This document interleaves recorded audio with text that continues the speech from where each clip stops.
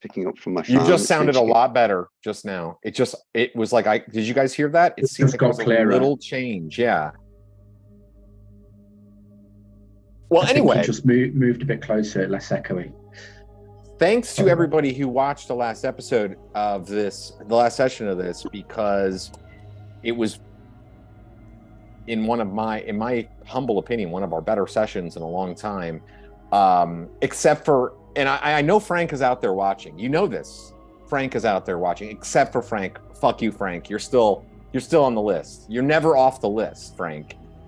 So let's kind of pick up where we left off from last time. The group of you had brutally murdered a bunch of bandits who were just a bunch of men who were just trying to make their way in life in this abandoned tower out in the middle of the woods, traveled from town, busted into their home, killed them all.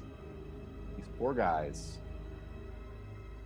And in all seriousness, it was a horrific battle, and the bodies were strewn about the place after you were done.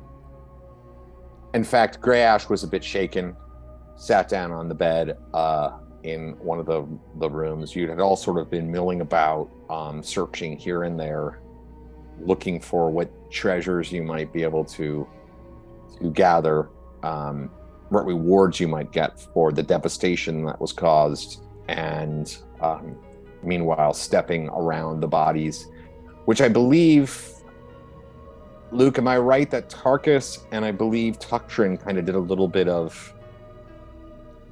Oh wait, Roland. No, it was Roland. Yeah. Roland was putting the bodies together. I got a meat hook. And dragged them all into one place and searched them. Sorry. Okay, so it wasn't exactly like, honoring the dead.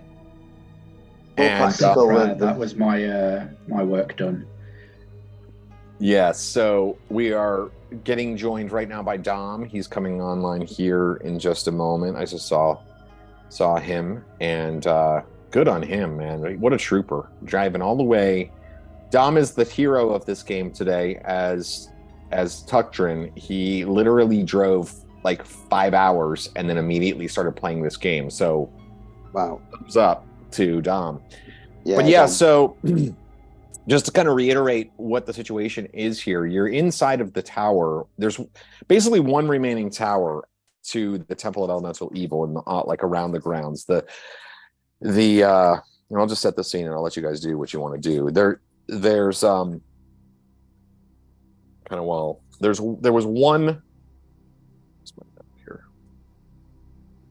One of the four, at one time there were 4 towers in a gatehouse. All of the towers in the gatehouse have been basically destroyed, except for the tower in the northeast corner of the temple grounds. And that's my cat. He's joining us. His name is Odin. Hello, Odin. Hey, Odin. Doesn't usually come out into the office here, so he wants to enter the Temple of Elemental Evil. I've got Phoebe on my lap, so they're saying hi. And there is, within the tower, there are basically 3 rooms. There's actually an upper level, but the upper level has been predominantly destroyed at this point. And so there isn't really a way up there. It's sort of broken, and there are some stairs leading there. But there are 3 rooms. There's one main area. That's where the battle essentially took place. It occupies essentially 3/4 of the total tower, kind of like a Pac-Man, with the northeast corner of the tower instead broken up into 2 other smaller rooms. And in those smaller rooms, you searched out and discovered that there were some personal quarters.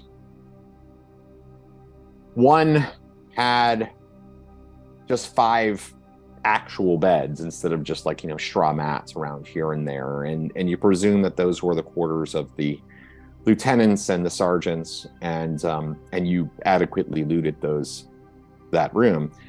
The other room, however, seemed to belong to the leader. And it has a large bed and a chest of drawers, which actually we never got to. You never actually opened that up in the last session. And we were going to leave it for Gray, weren't we? Because we thought you said appropriately that's a good one for Gray. Did I say that? I was going to go and rip the top open. You went, hang on a minute, let's just let Gray have a search or something. Oh, probably because he hadn't done anything yet. That's probably why I said something like that, just to give everybody a chance. So there's a chest of drawers. You found an iron chest, which of course is sitting on a particular stone on the floor of the room, and opened up a secret door as well. And there's also a table where you found a bottle of good brandy, some slightly wrinkled apples, and some pewter dishes. And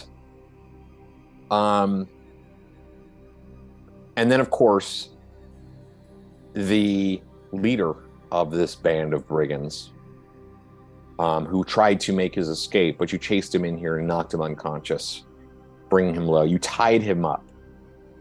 And after, making a fairly thorough search, you began to sort of slap him awake. Yeah, I've hung him upside down by his feet. Oh, that's right. That's right. So he's hanging upside down. By his feet, yeah. Not horribly, but just, Yeah, from like the rafters, he's hanging on from his feet, kind of woken him up. He turns his head to the side, spits out blood. What do you want of me? Well, we're just looking for directions. Can you help us out? He's kind of like dazed. He's not sure what you're saying. Probably better that way. You can be good adventurer, and I'll be bad adventurer. I'm sorry, I don't understand. Good militia, bad militia. No. Good sheriff, bad sheriff. Actually, I do see that Tuckdrin is in the process of joining us. I feel that Tuckdrin should be the one to interrogate this guy, since we are mainly here on his behalf. I'll grab the guy by the jaw. I think I'll give him a kiss. I say, that's the last touch of lips you'll feel if you do not answer Tuckdrin honestly. For the other side of me is much more fierce. I'll step back. Tuckdrin actually is busy right now in the other room, kind of like doing some. I mean, he was responsible. He and Greyhawk were very responsible for the devastation in the room beyond, especially his exploding, his stone. What is it called? Stone exploding. Stone death exploder. That was basically. Vietnam grenade. Yeah, seriously. So he's doing some ruminations, and I'll once I don't want to rush Dom in. I know he's trying to get in. I don't want to. I'll just watch him then, so he don't fucking cut his ropes or anything. The sneaky git. And when I say give him a kiss, I meant like. I mean, he has you took everything from like... him. Actually, I should mention here. What did you find on him? You ended up finding a long sword, hand axe, a dagger, chainmail, and a shield. I'll pick up the shield actually and have a look at that. All right, so you kind of like Roland. You pick up the shield, kind of polish it off a little bit, and you're like, wow. Make a. You don't have any appraising or anything, do you?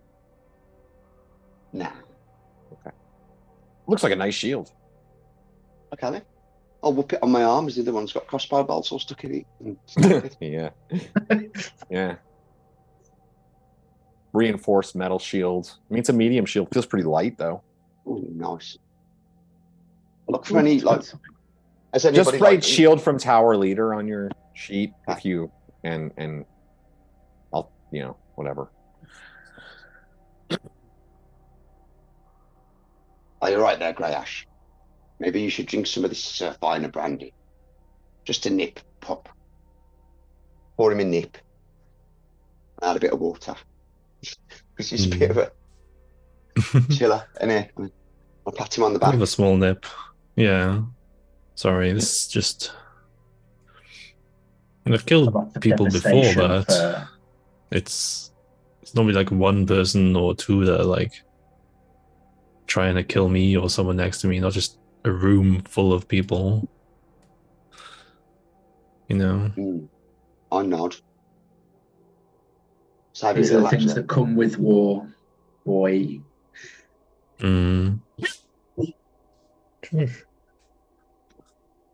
I love the sip of the brandy. What do you know of war? Says the man swinging from the rope. You know nothing of war. Apparently, we know more than you and your group here. Or would you like to ask them their opinion? Those were good men you killed. If they were any better, they'd still be alive. What, I respect the sand. A bunch of murderous adventurers coming and killing them all. He spits out a big bloody loogie onto the ground. You fired first, my friend.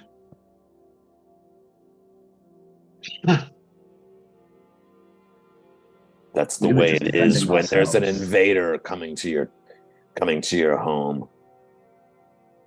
I'll swing him gently about. What's your business here anyway? Oh! Like he's coughing as he's sort of swinging, spinning around a little bit. You might want to get that looked at.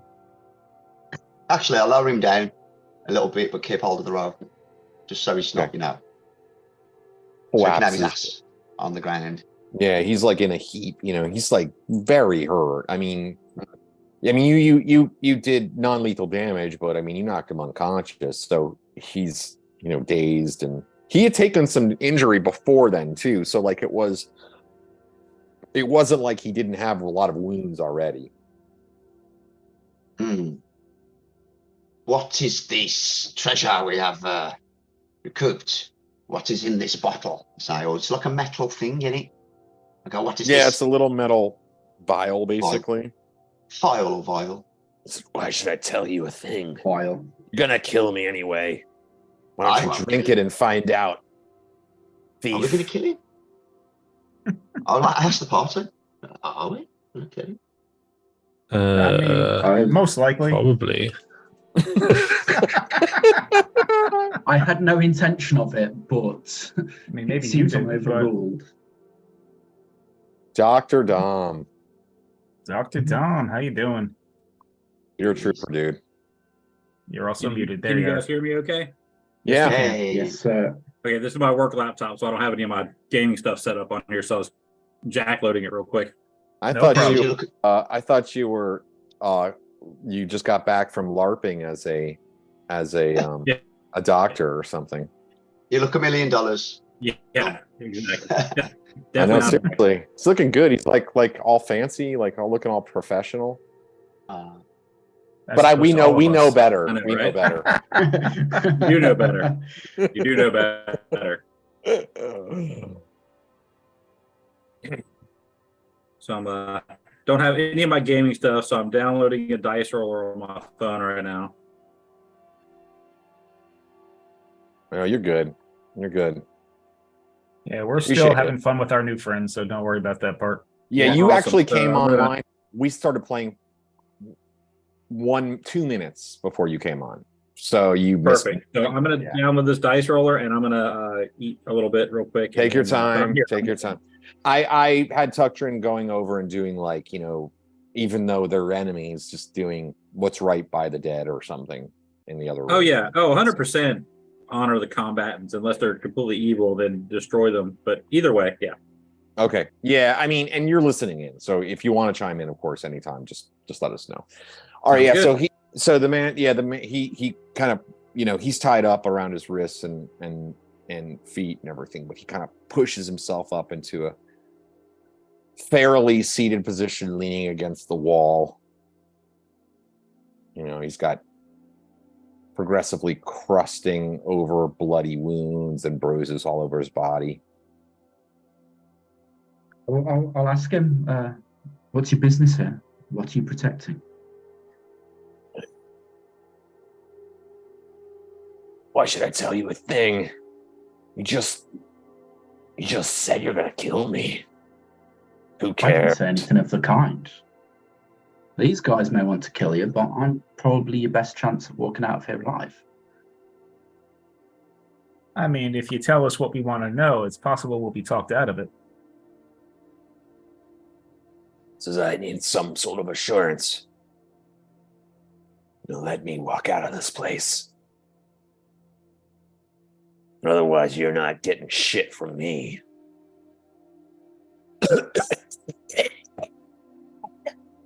Spits out a big blob of blood and spittle. Friends, can I cut something off this guy yet? No. You can have his toes later. But tell me, how is it you are connected to the temple yonder? Point. And maybe, what guarantee can we give that you would speak and truthfully speak? He looks around. Who looks the least like shit? Probably Tarkus, right? Tarkus didn't take any hits, and I'm in like full-on nobleman gear. I'm nice. I mean, technically, JB didn't either, but since I'm sitting there saying, "Can I cut something off him yet?" Probably not the best. Yeah, and you also look like a fucking shady ass rogue or a half drow. All right, but Tarkus is like. I mean, he probably you looks say I like look like that, but I am that. Pure human I'm also not nobleman. injured, but I killed all of his men and I have like a -2 reaction adjustment. That's true.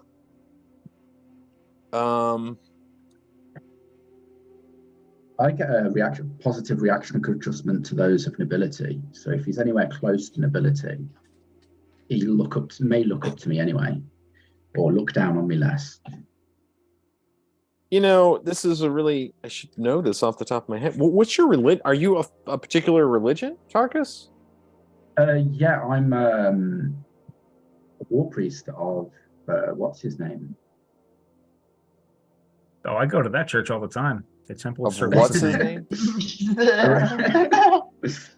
You should know your God. Erroneous? Minus 5 points. Yeah, well, it's hard for me to pronounce, okay? Arwin. You can make it Arrhenius. What is it? Arrhenius. Arrhenius. Something like that, yeah. You know, it's funny because I had that written down on my character on my notes here, but I didn't realize Alman Ahana. No. Is that A hernia?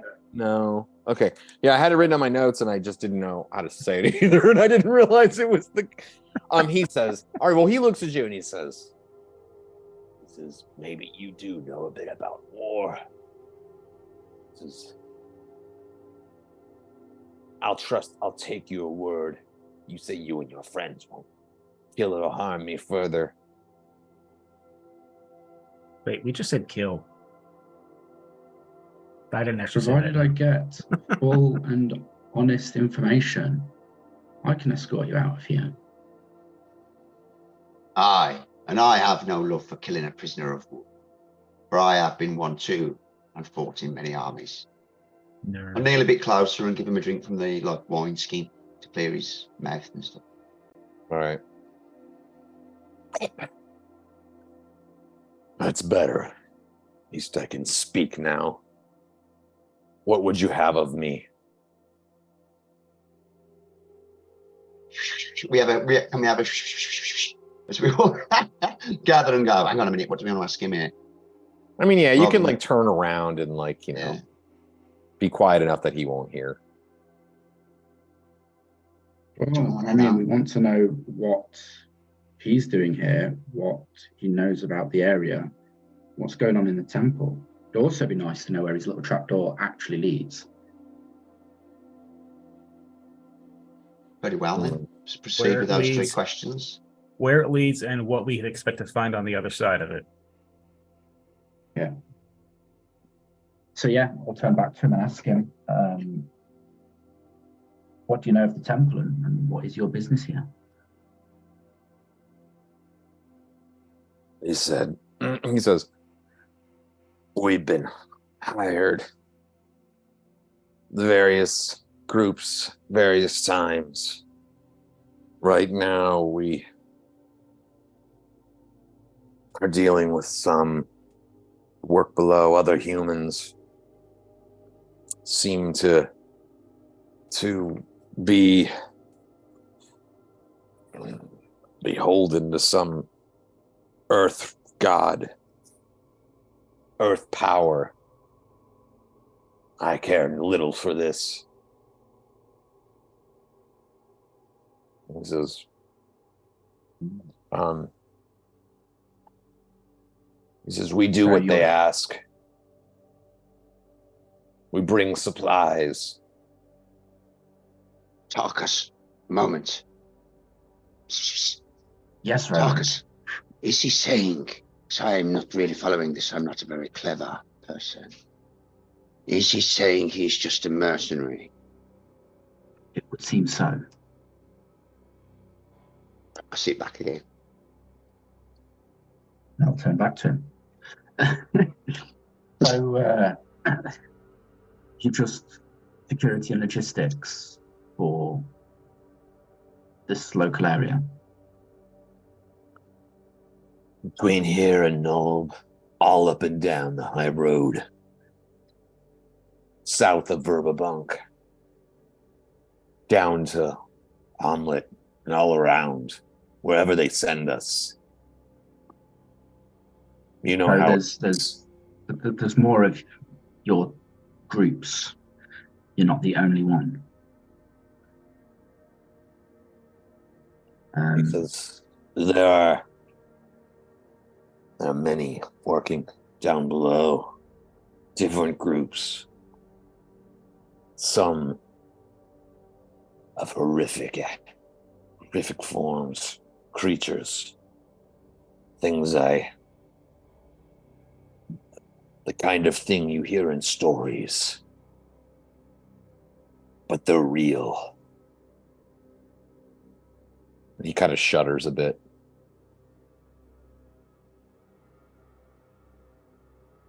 Okay.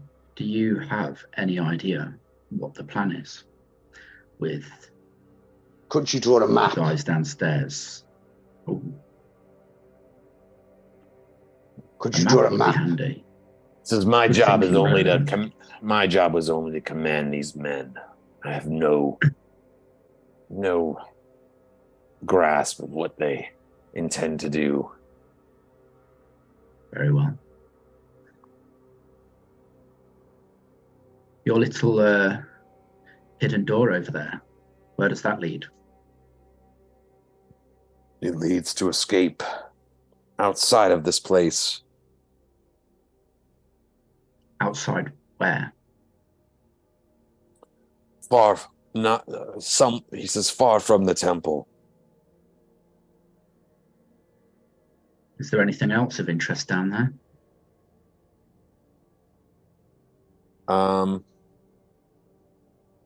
Let me see. Oh, you know what? I don't even have any dice out. What am I doing?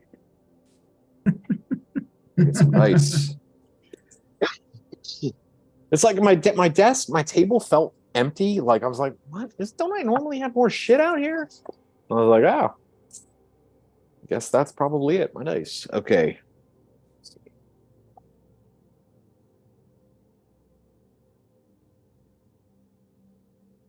It says, let me walk out of here with my shield and armor and sword. I'll tell you.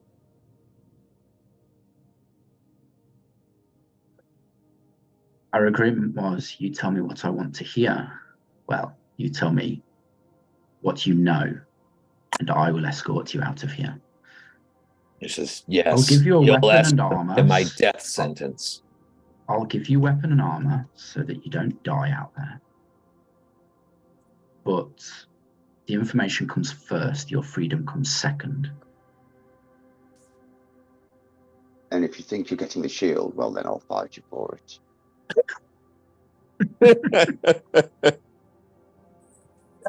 Yeah, you can have your arrow-strewn one. Shouldn't be a problem. All right. We'll trade. Our forces triumphed over yours. We will take the treasure. You may have my old shield. I would not say a warrior. such as you. A mercenary not unlike myself. Killed for no reason. Does anybody else have any more questions for this gentleman? Yes, have you seen any dwarves come through here?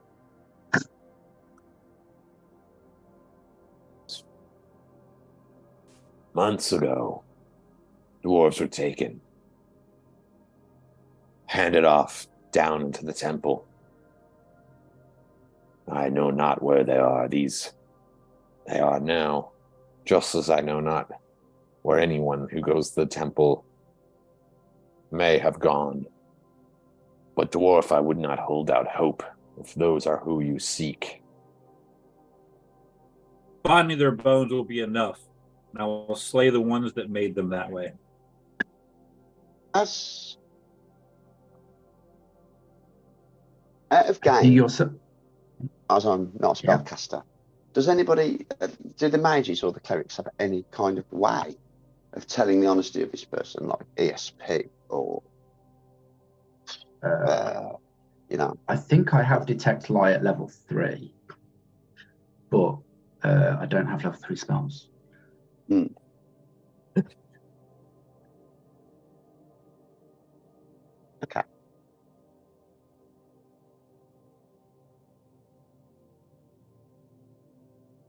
So no, Well, I don't actually. So we have an anything. agreement. He's lucky he doesn't get taken to Hommlet and put in prison. What, then swear on your warrior's oath you will not return here, nor go to your command, nor report your loss. You will simply flee. Agreed. If you see you If again, I were to report any loss, I'd be deader than if I were than being in your hands. He says, if you let me free and you agree to give me weapons and armor so that I can survive, then I'll tell you what you ask, and our deal will be complete. you do realise our friend here, and I pointed at JB, if he does catch you again, I'd say nothing and look at JB. He's probably looking very menacing. Like sharpening a knife or something. Oh, they're always sharp. Probably my looks friend. actually bored. He's like, what the fuck? When am I going to get to hurt this guy? Yeah, pretty much. Well then, I've said my piece. We all, yes, as you decide. Have you ever been into the temple? I've been on the main floor. It's not a place I wish to spend my time, no. That's not much. There is a darkness about it. So you disagree with what they do here? She's not simple. I'm not paid to disagree or agree. Do what I'm paid to do, like a soldier. I like this guy a little bit. Yes, he has some form of honor. What would you do when you leave here?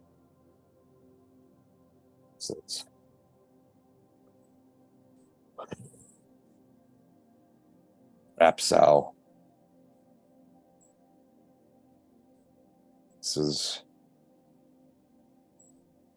see about getting a horse at Nold. Perhaps head to Divers or somewhere across the near div. We'd rather you didn't calling at Nold. Says, can you give me a horse? Did not bring horses. Somebody go and find this guy some chainmail and a sword. There should be a pile of the stuff in the main room. Might smell a little bit, but yeah, we can. Yeah, you find it. One of the sergeants had a chainmail, a sword, and a long sword and a shield. So, well, I guess you're going to give him Roland's. Yeah, No, Roland's shield, old shield. Yeah, If but not Roland's my new okay one. with that. Yeah, I can have that old one. Let's say if you want to give him something that'll really protect him, give him Roland's Raven. It's a good shield. Yep. I'll we'll throw him the stuff. I'll draw my bastard sword and cut him loose, but keep the sword in hand in case he decides to be naughty. Let him get changed. This is our business is done then.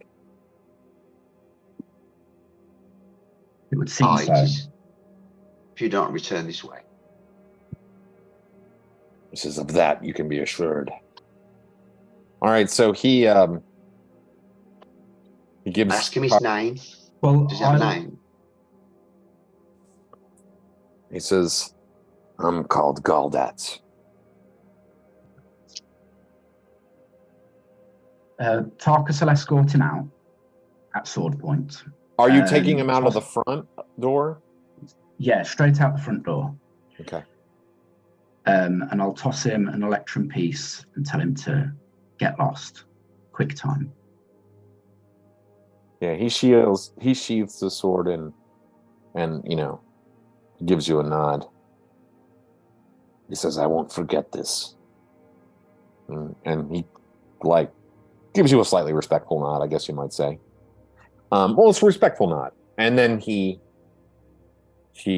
disappears around the temple, around the tower, presumably moving to go through the opening that all of you had used in the wall.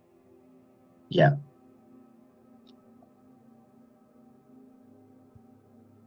Well, he shouldn't have any trouble getting a horse. I'll return inside with everybody else.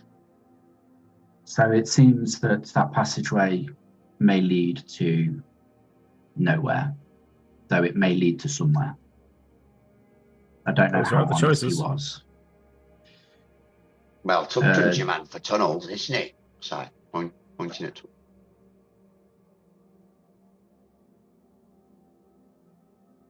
Do you think Tugtrin might be a tunnel? Has he had a chance to inspect it with his mega dwarfage? We haven't been down there yet. No, you haven't. It's a shaft. It's about 3 feet square, and it has bronze rings leading down. Wow. Like set into the wall, like a wall below it. Mm-hmm. Kind of. Yep. That's not. Climb down it.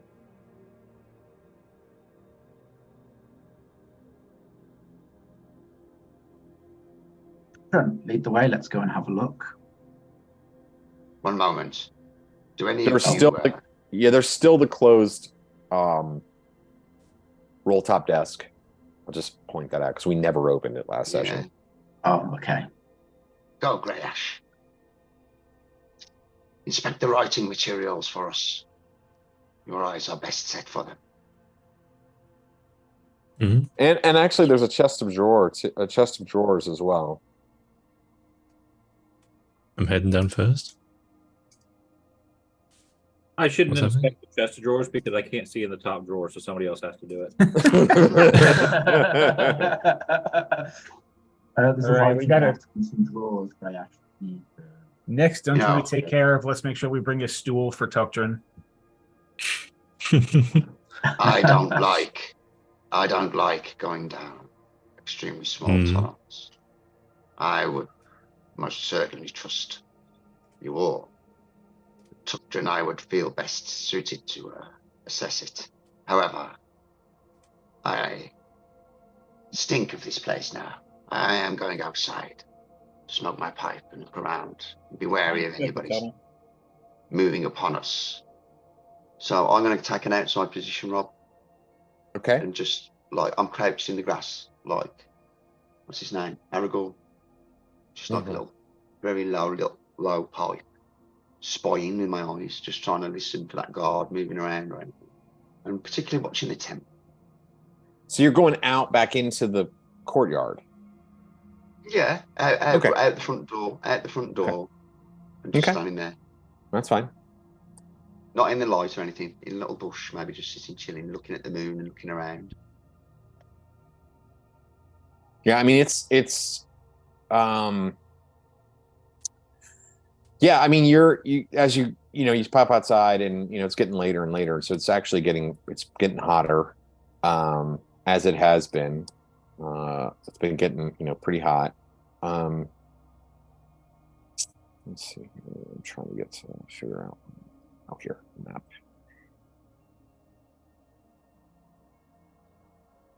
This map is so massive. Like, okay, so yeah, I mean, right outside again, there's like the crumbling tower walls. There's there's what used to be an old building, but it's like totally fallen in on itself. Just like the stone blocks and everything are totally falling in on itself. So that's kind of like, fairly just outside of the front, the door to the tower. But again, they're like aside from the paths that you've you noted already. There's the one path that leads to this like kind of woods in the center of the courtyard that's kind of overgrown plant life. There, you can easily hide in the grasses. It's tall, tall grasses. So yeah, you move out and kind of hide in the grasses. What about everybody else? What's everybody else doing?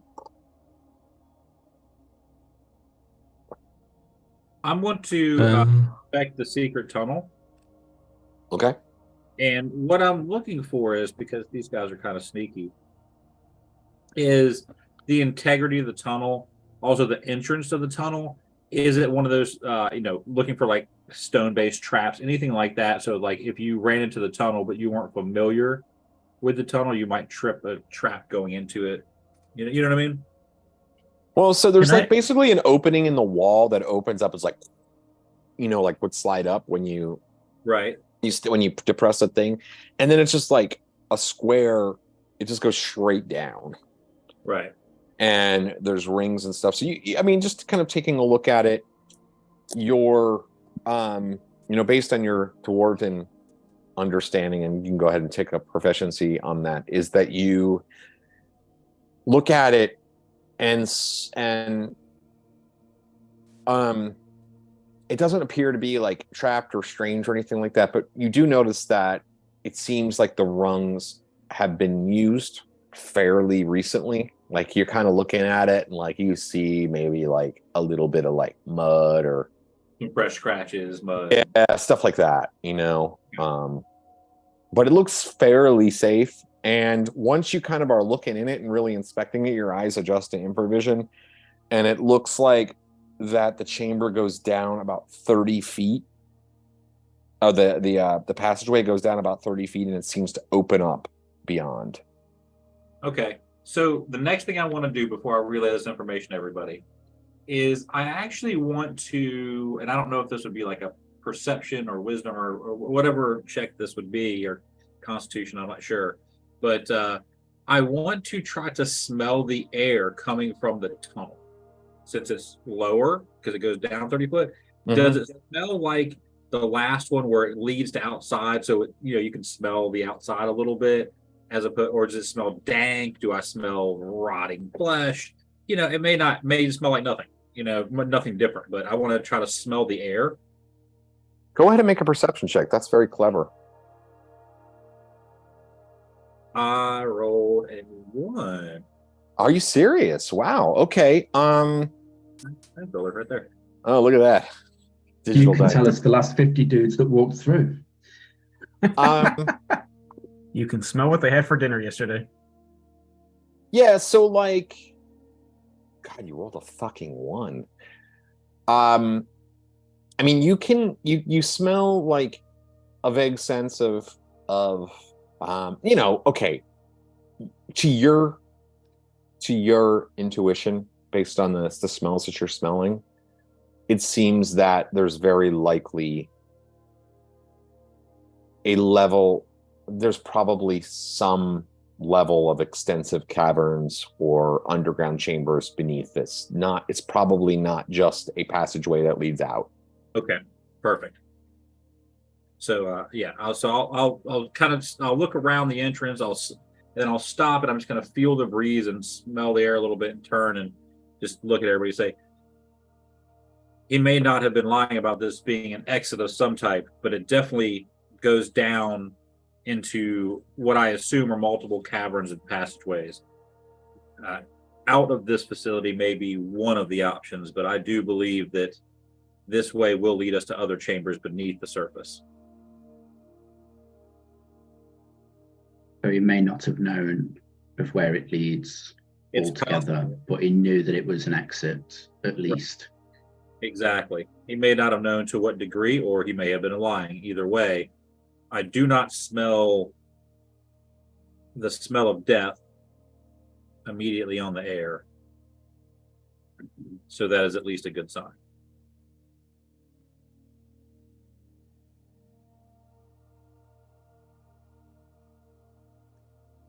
That's good. Okay. And I don't know. The front door seems to be the worst idea possible, but this one, like you said, it looks like it's got plenty of traffic in and out. And I feel like the best course of action, if we can, would be to get in without anybody knowing we're in. Because we're all very stealthy, aren't we? Tuctrin, you'll have you'll be able to navigate underground well enough, will you not? You're used to being underground, yes? I am used to be. I'm used to being underground in dwarven mountains, but I'm sure I can at least have some sense of where I would be going. Yeah, I would just worry about going into a dark cavern that we, may not have a way of mapping it, and we don't want to get lost. We have things to do. Well, we have a few options. We can continue in the front gates of this place, or we can take this into the caverns. To me, each one offers the same opportunity for me to find my brethren and destroy whatever evil is in this place, and lay the axe of Clangeddon upon the skulls of all within. I don't know how the rest of you feel about your options.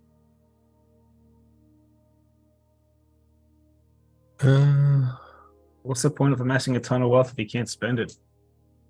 I feel like this is the best way in.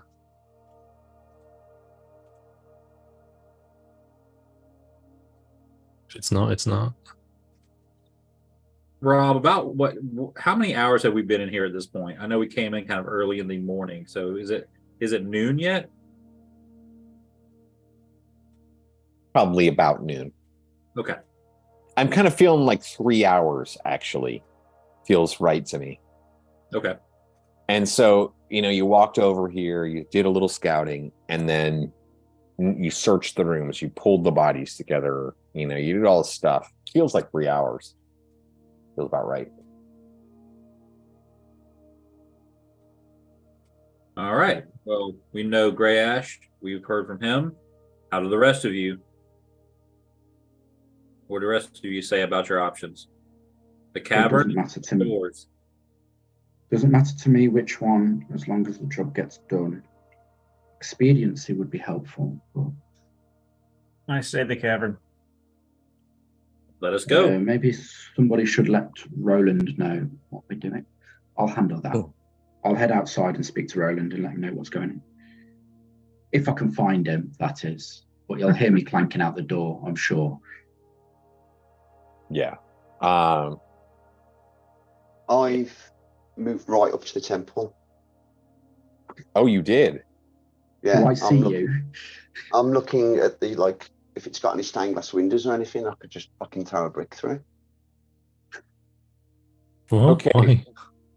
So you've moved far away from the group. Roll initiative. As Roland has moved far away from the group then?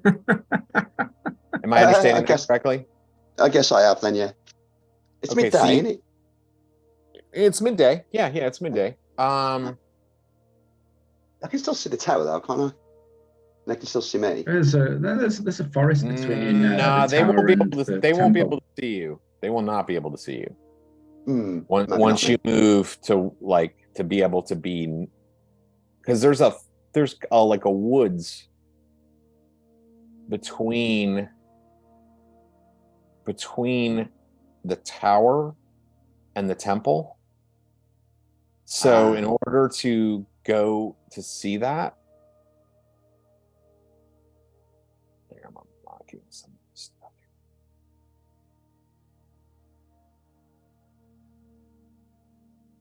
In order to see that, I will do this then.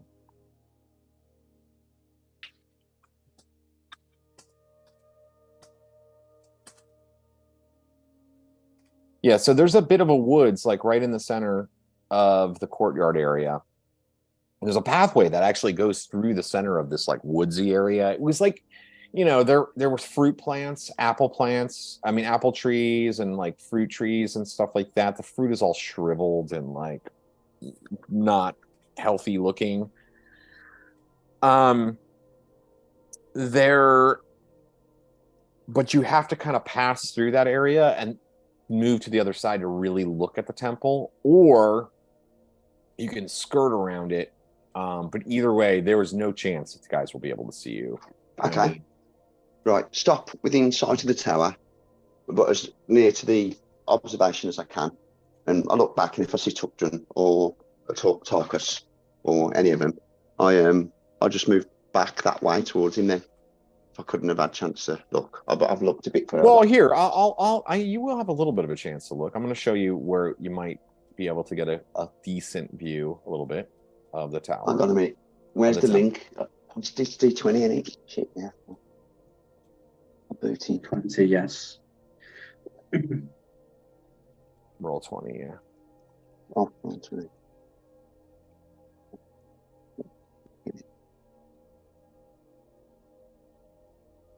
He's gone off on an excursion. No, I don't want to be crazy. I just want to check our options. So I'm coming back to the yeah. So you move like slightly to the south, and I move to the south, and it's a bit of distance, but the tower's like in range, and there's also like kind of a pathway through that makes it fairly easy to move in that direction. You can still get an eye on the tower, and there's a few steps leading up to the door anyway, so like they're higher up, so it's a little easier to see if somebody were to come out the door. As Roland moves to the south, you can see the eastern side of the temple, and it's much like what you saw on the western side. It's basically in many ways, it's kind of a mirror image, and there are some stained glass windows that you could potentially, you guess, probably break and move in. They're showing these grotesque, horrific images, even just looking at the temple kind of, well, I mean, I guess Roland being Roland, they might invoke thoughts of a perverse nature, inspire the perversity that lies, that Roland often falls on one side or the other of. But yeah, there's a number of stained glass windows that depict these images. They some of them are at sort of ground level ish, and like you could probably get a little boost or whatever. It's a little bit up off of the ground, but it's not impossible to reach. You'd really have to break it out though, and you'd probably, everybody can fit through it, but it would be a bit of a tight squeeze. But for sure. One last question, and then I'll return. How easy would it be to climb the rope onto the top? Climb the temple? Well, so the temple walls are about 30 feet, and then it has additional 20 feet up when you talk about the peaked roof of the building. So it's if you have a grappling hook, it would not be hard to climb it. There's a lot of features on the side of the building, so there's kind of places to sort of use as you're climbing up it, and then also the crenellations along the top near the roof make it the perfect kind of thing to grapple up onto. Not saying that's necessarily a good idea, but it's you certainly could do that. Okay, back to the party. Okay, yeah, you see, you're moving back, and you see, and Roland sees Tarkus step out the door, and he's kind of seems to be looking for somebody.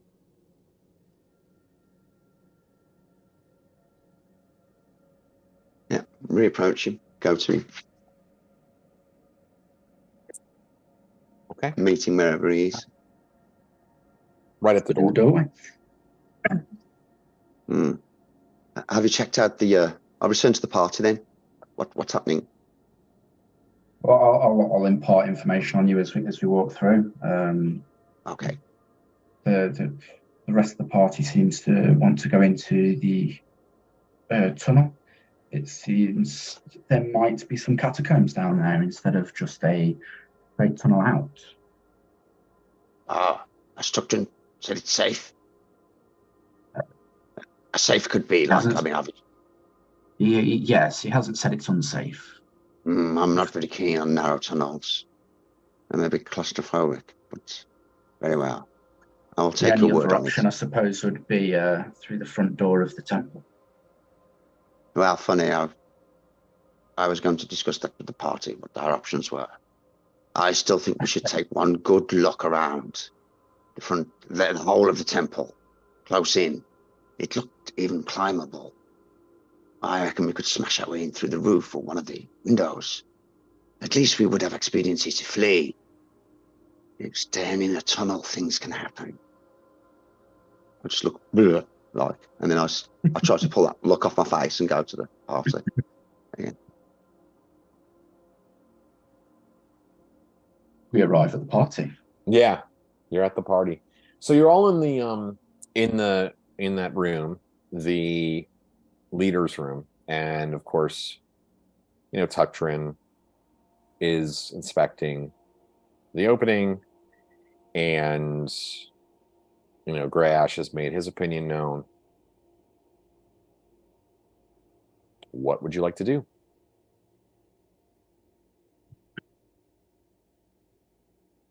Going to start heading into the tunnel. The tunnel. All right, so are we back on normal marching order, which is Tuctrin, Roland, Tarkus, Greyhawk, JB? I believe so. Okay. So you start heading down into the tunnel. So you go hand over hand, following these rungs down, and it leads down, down, down. And it's a,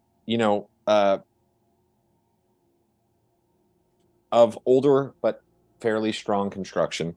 It, like I said, it heads down about 30 feet, and then it enters into a small chamber. And the chamber is dark, but you've got your infravision going.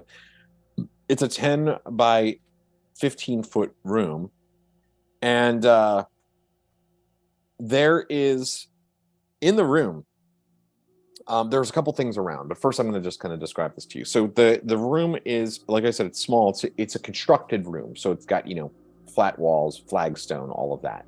But bored into one of the walls is a 5-foot wide passage, just hewn from the bedrock of this region. So it's kind of like carved out into it.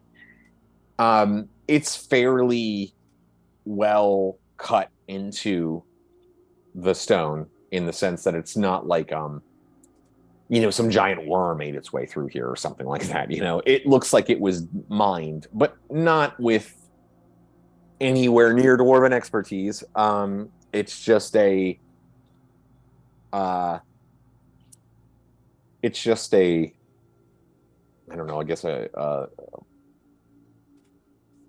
a poorly mined out passageway, and that heads to the west. The room itself, though, however, has a small table and a on which are a number of items, and then including an iron box,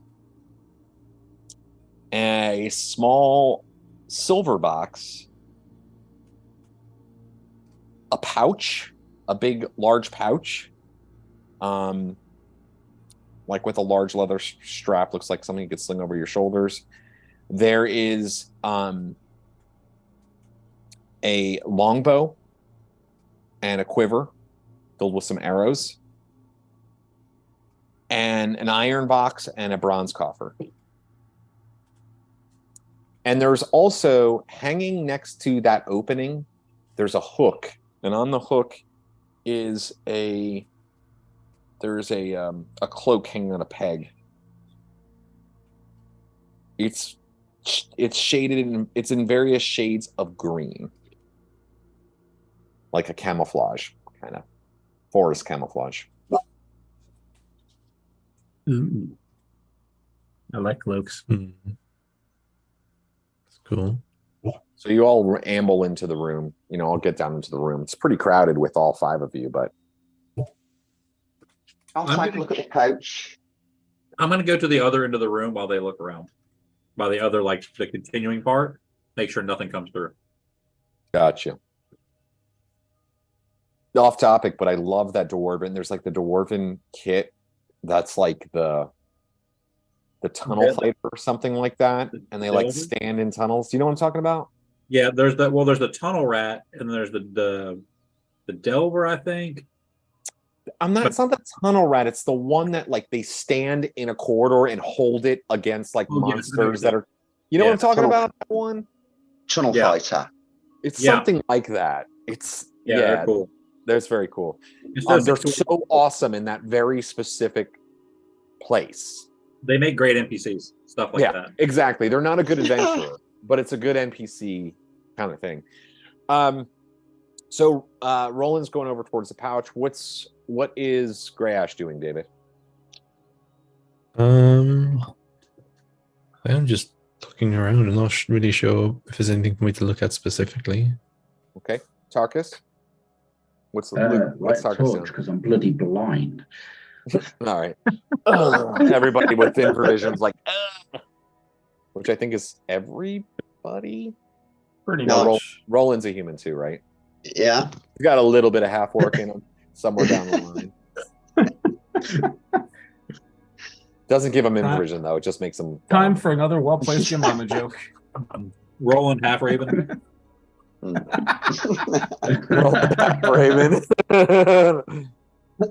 So the light illuminates the room around, and you're able to see all of those things. What about so you light a torch, and what Tuctrin's keeping guard. So Roland, you move over to the large pouch, and what do you do?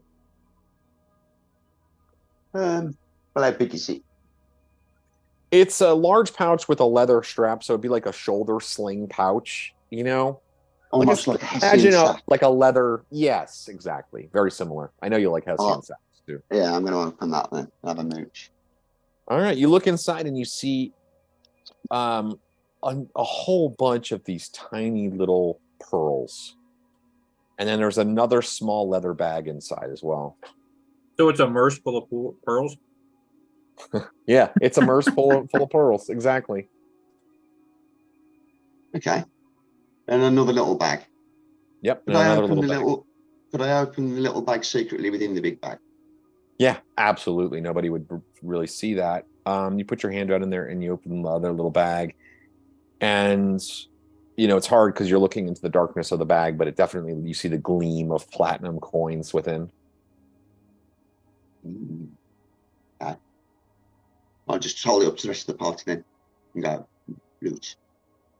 Coinage and loot. What's JB doing? What's JB doing?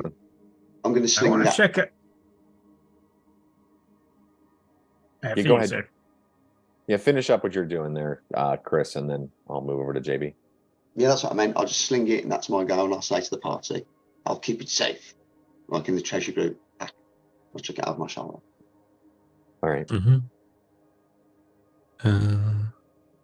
Is there any indication of like? You said there's a lot upstairs. It looked like lots of people are going this way. Is there any indication? Was there only one way to go from this place where we are now? Well, you can go up the ladder again, or there's that one 5x5 stone cut passageway that heads to the west, and it heads distant, like before Does the passageway light. Still look like there's lots of traffic way.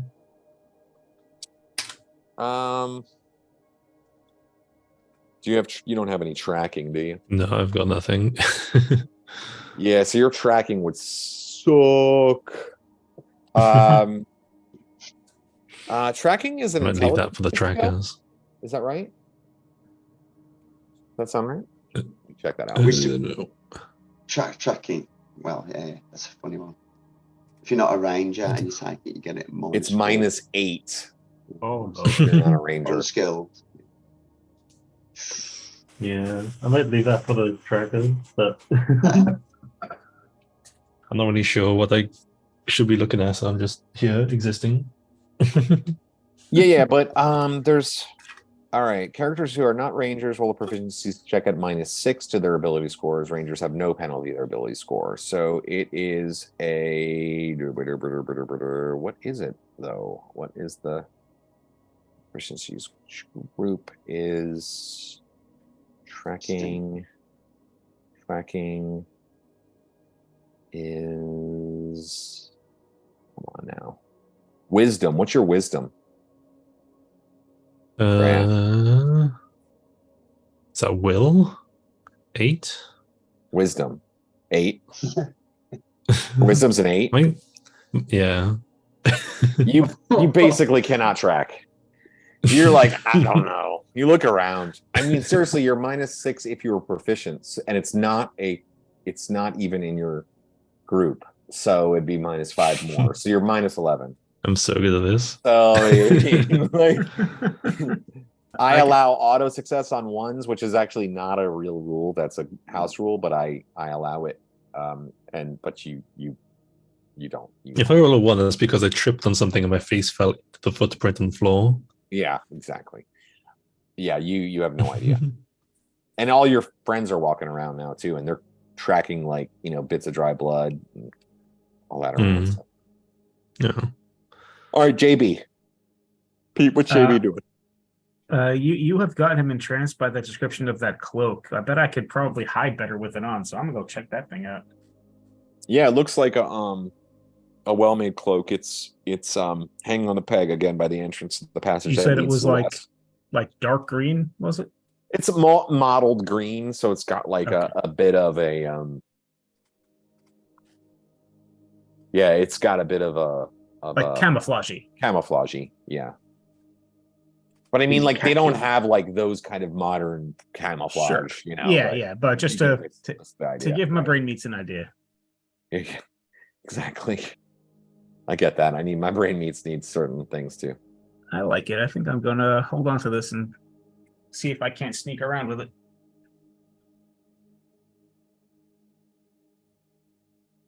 All right, it has a hood on it as well. Ooh, I like hoods.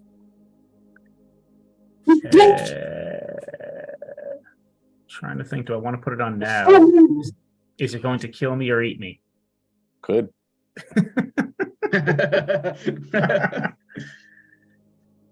One less party member, boys. Sorry.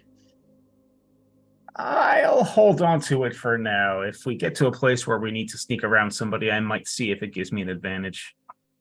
Sounds good. So there is also, again, there's a small flat silver box. Still, there is a longbow and a quiver.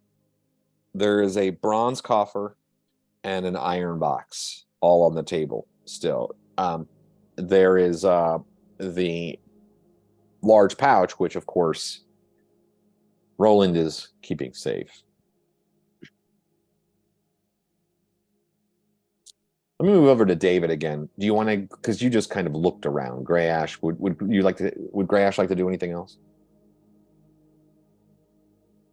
You're muted. Sorry, what's in the room?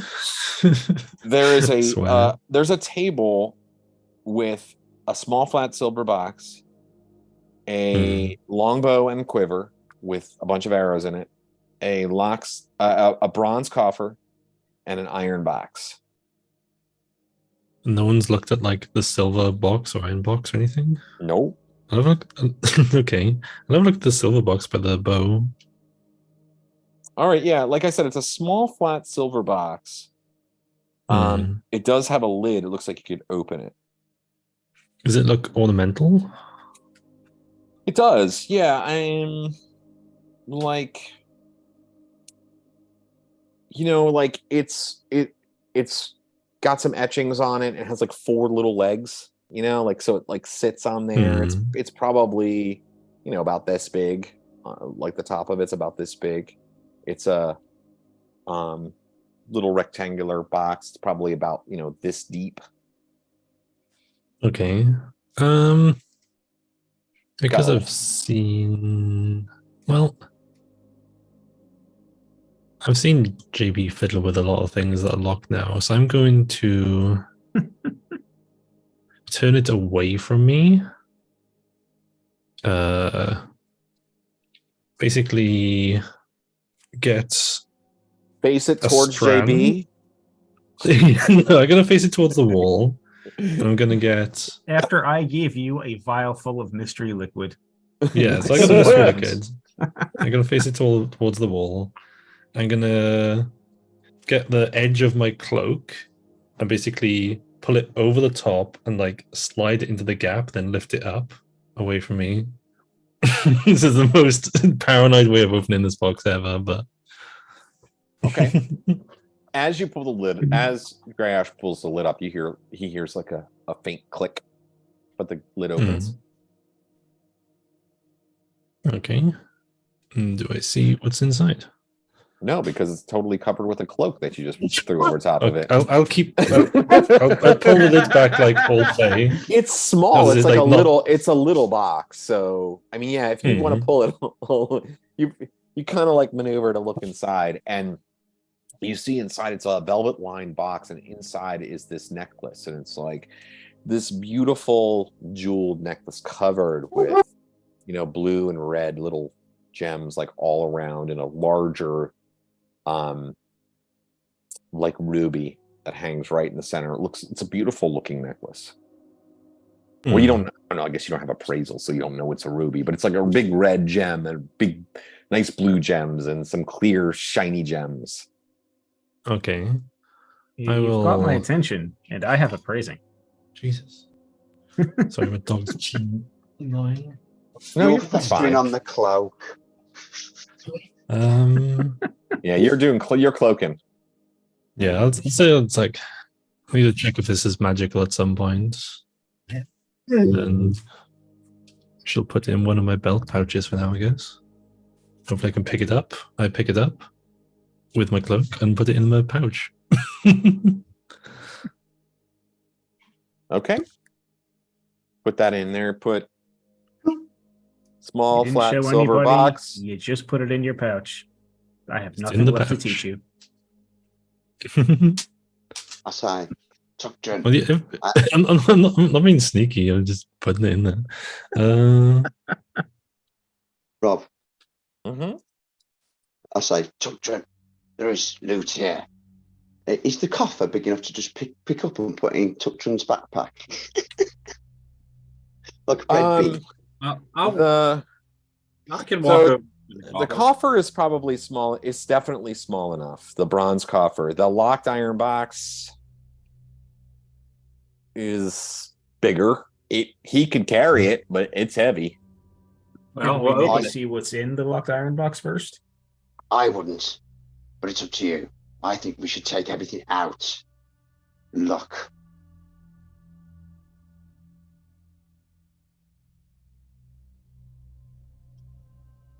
I mean, you want to lug that thing around the entire time we're down here, that's on you, but I don't think we should leave again before we fully explore this place. Otherwise, the gods above are going to take it out on us. Why don't we just grab everything, climb back up, chuck it out in the tower, and look what it is? We could put it in the side room in the tower, the one with the beds. I worry that some may know this passageway, patrolling it or coming this way.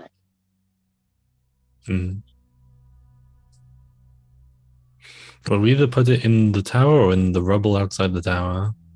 You could probably hide it in the rubble. I'm saying we loot the shit out of it as fast as we can. Get back upstairs, check it out, keep the good shit, and then press on.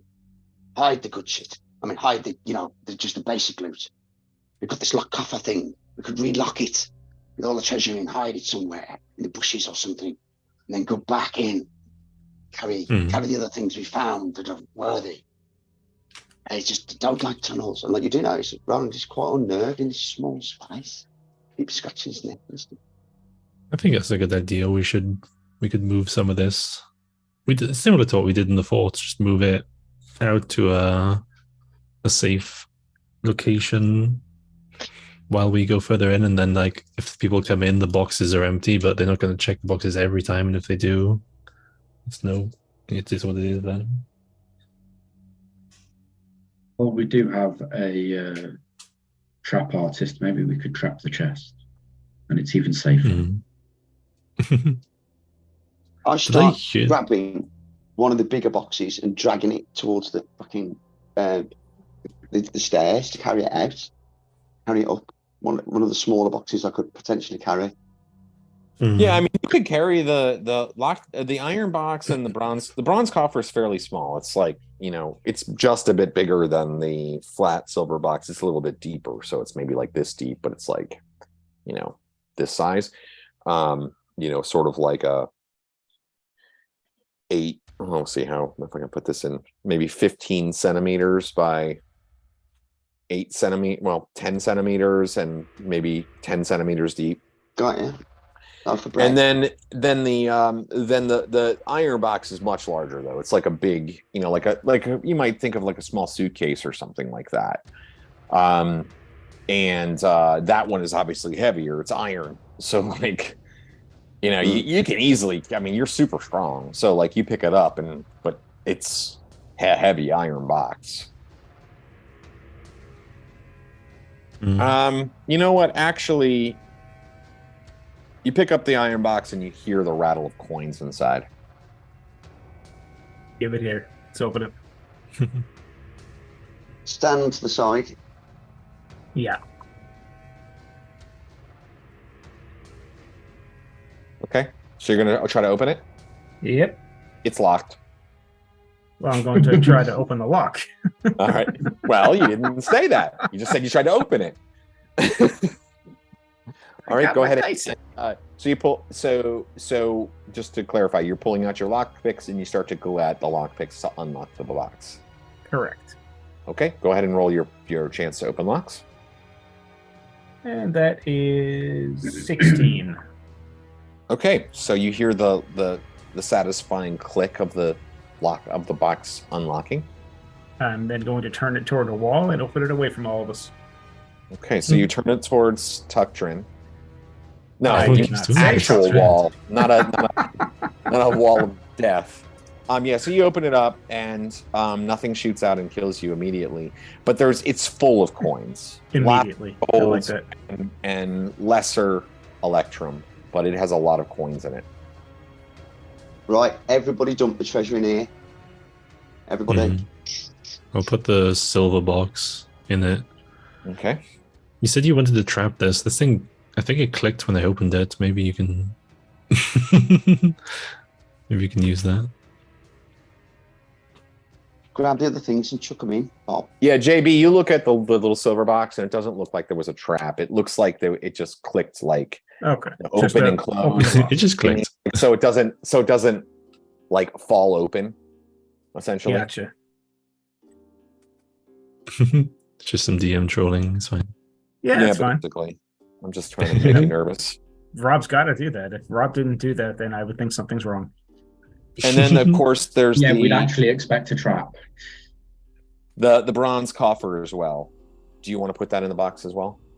You haven't opened it yet. Yeah, put it in. Well, unless JB wants to have a look closely at it. But I am watching. Yeah, I mean, I can try to open that one too if you want. Always watching.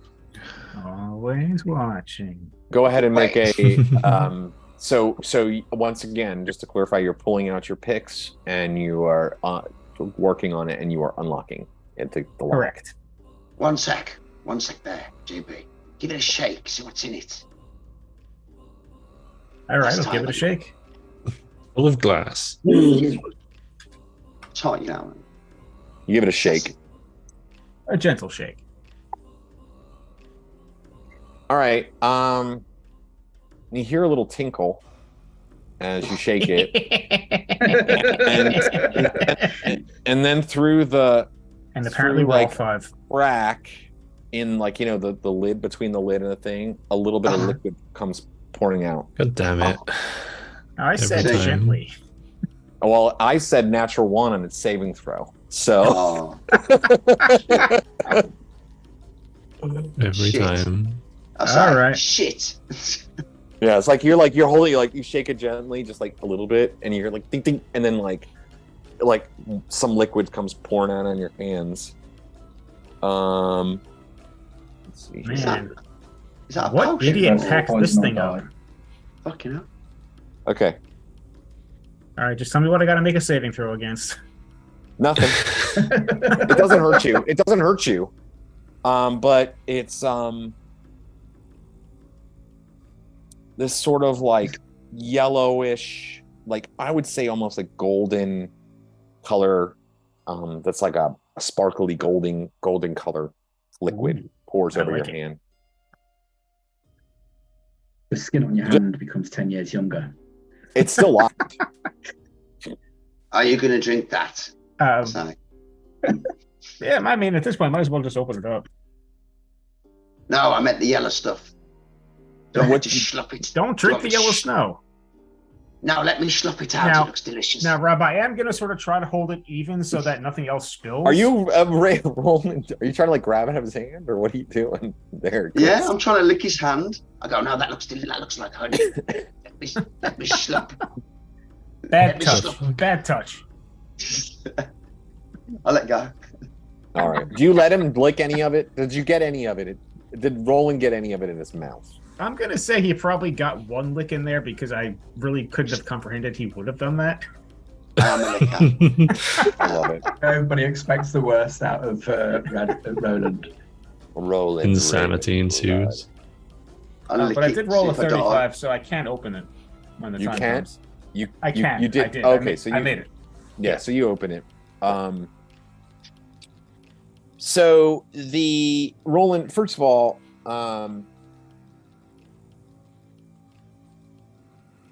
okay, you don't get enough really to get a full effect, but you get some of it, and all of a sudden you realize you're moving really fast, faster, you're kind of just looking around. Everything seems to slow down around you. You know what I mean? And it's just it lasts for 5 seconds. Farewell, potion of haste. No. He's very fast. You. He's not supposed to. He's becoming Mr. Miller.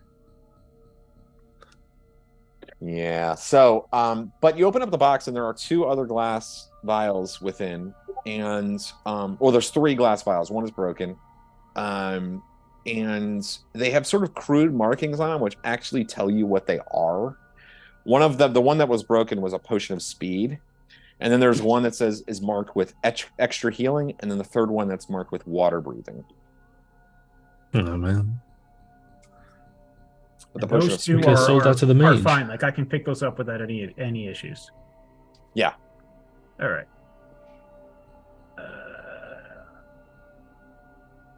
Greyash, I trust you with these things. Aren't they all broken? No, one of them. No, just one. 2 are fine. Oh, okay. Just the one. Just the potion of extra healing and the potion of water breathing apparently are both fine. Okay. Does anybody have anything we can pour the rest of this in and try not to get any glass? I do not carry vials. I mean, the potion of speed is ruined. It's done. Okay, well then. Yeah, it's done. Mhm. It's all ruined. So you're saying it evaporated very fast? No, it just kind of went in. There's like a cushion, it spilled all around, and you missed my pun. Poured out the side. Oh, I see. Yes, I get it. Or you wisely ignored it, which fine. No, you know what? It was probably both. My brain, part of my brain, probably was like, "That's really dumb. Just keep moving." Wise. I ask something politely, actually, not for the purposes of being zippy, but potions of healing are often best placed on a fighter, either Tuckdrin or somebody who can't heal. Because if we get tanked out, we don't have to rely on you to get over and cast Yeah. a spell, That's fair. we can That just makes sense. we can just take a 3 initiative, bomb the potion, and that's pretty much. But you do know that Tuctrin can heal. Yeah, But Tuctrin has give me healing. give me the potion of healing. I don't want to be zipping. Give it me. Because if Also- I get tanked, I'm gonna fucking die. Like I'm gonna neck it. Aren't That's you gonna like be- hurt, injured right now? Yeah, I'm injured. No, did you guys get healed up already? Did you heal? I healed him on the way in, but I think he took a hit from an arrow Oh. on his way into the building. I took 15 damage from 3 wounds. Oh boy. Come over here. I can throw some cure light wounds on you, buddy. I'm inclined to go No. with Chris's technique of the heal of wounds management, but we don't have to do that. We can talk about that offline.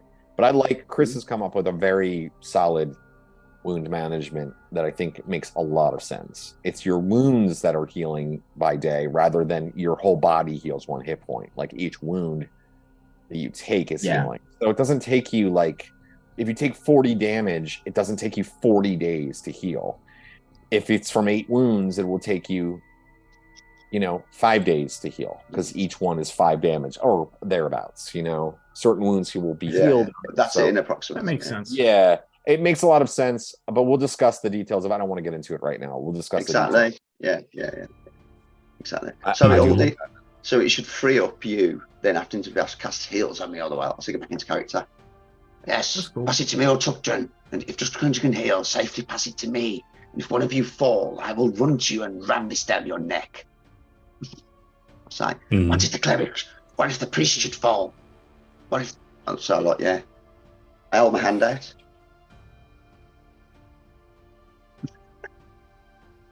Well, Yeah, I give you. I let you have both the potions. As like, I do not want the water breathing and such things. Just the healing. well, if you fall into water in that armor, you'll be dead without it. I'll give it to Tuctrin then. That one. The water breathing. That's like, they don't work on dwarfs, do they? Water potions don't work very well on dwarfs. I don't think cannot that's take not in this everything. edition. Not in this edition, they're fine. Okay.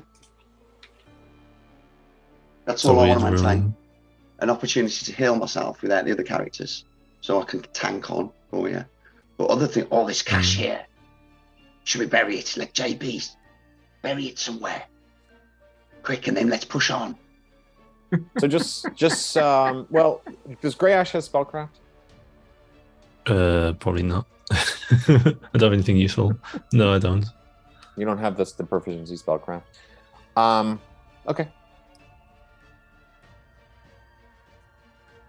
All right. Well, are we Actually, taking this Tarkus big might old- know about this too, and Tuctrin as well. In fact, I'm going to say that you probably do know something about a potion of healing.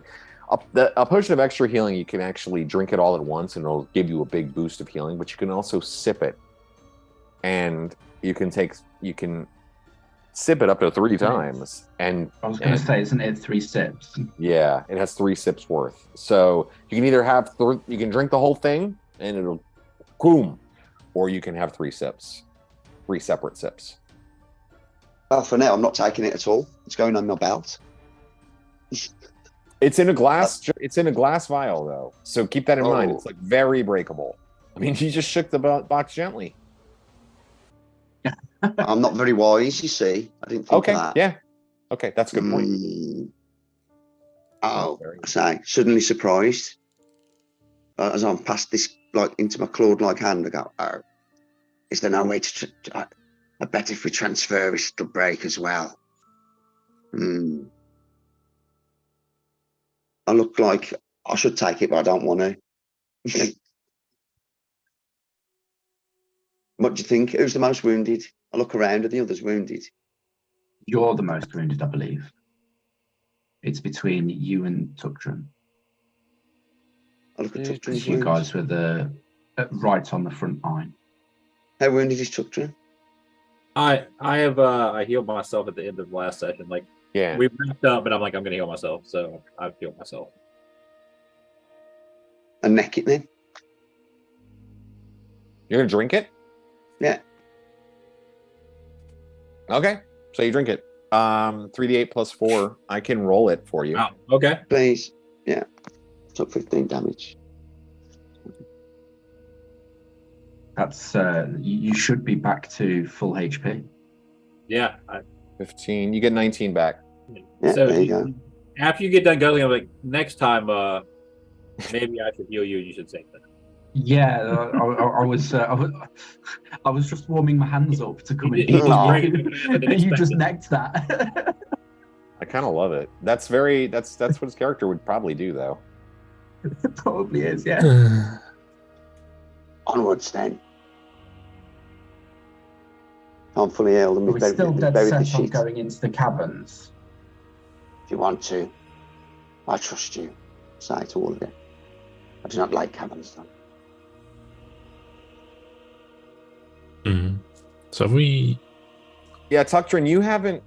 So Dom, Tuctrin hasn't seen anything down that way, but you've been able to look down into the darkness of the passageway, and it continues far beyond your infravision. Yeah, and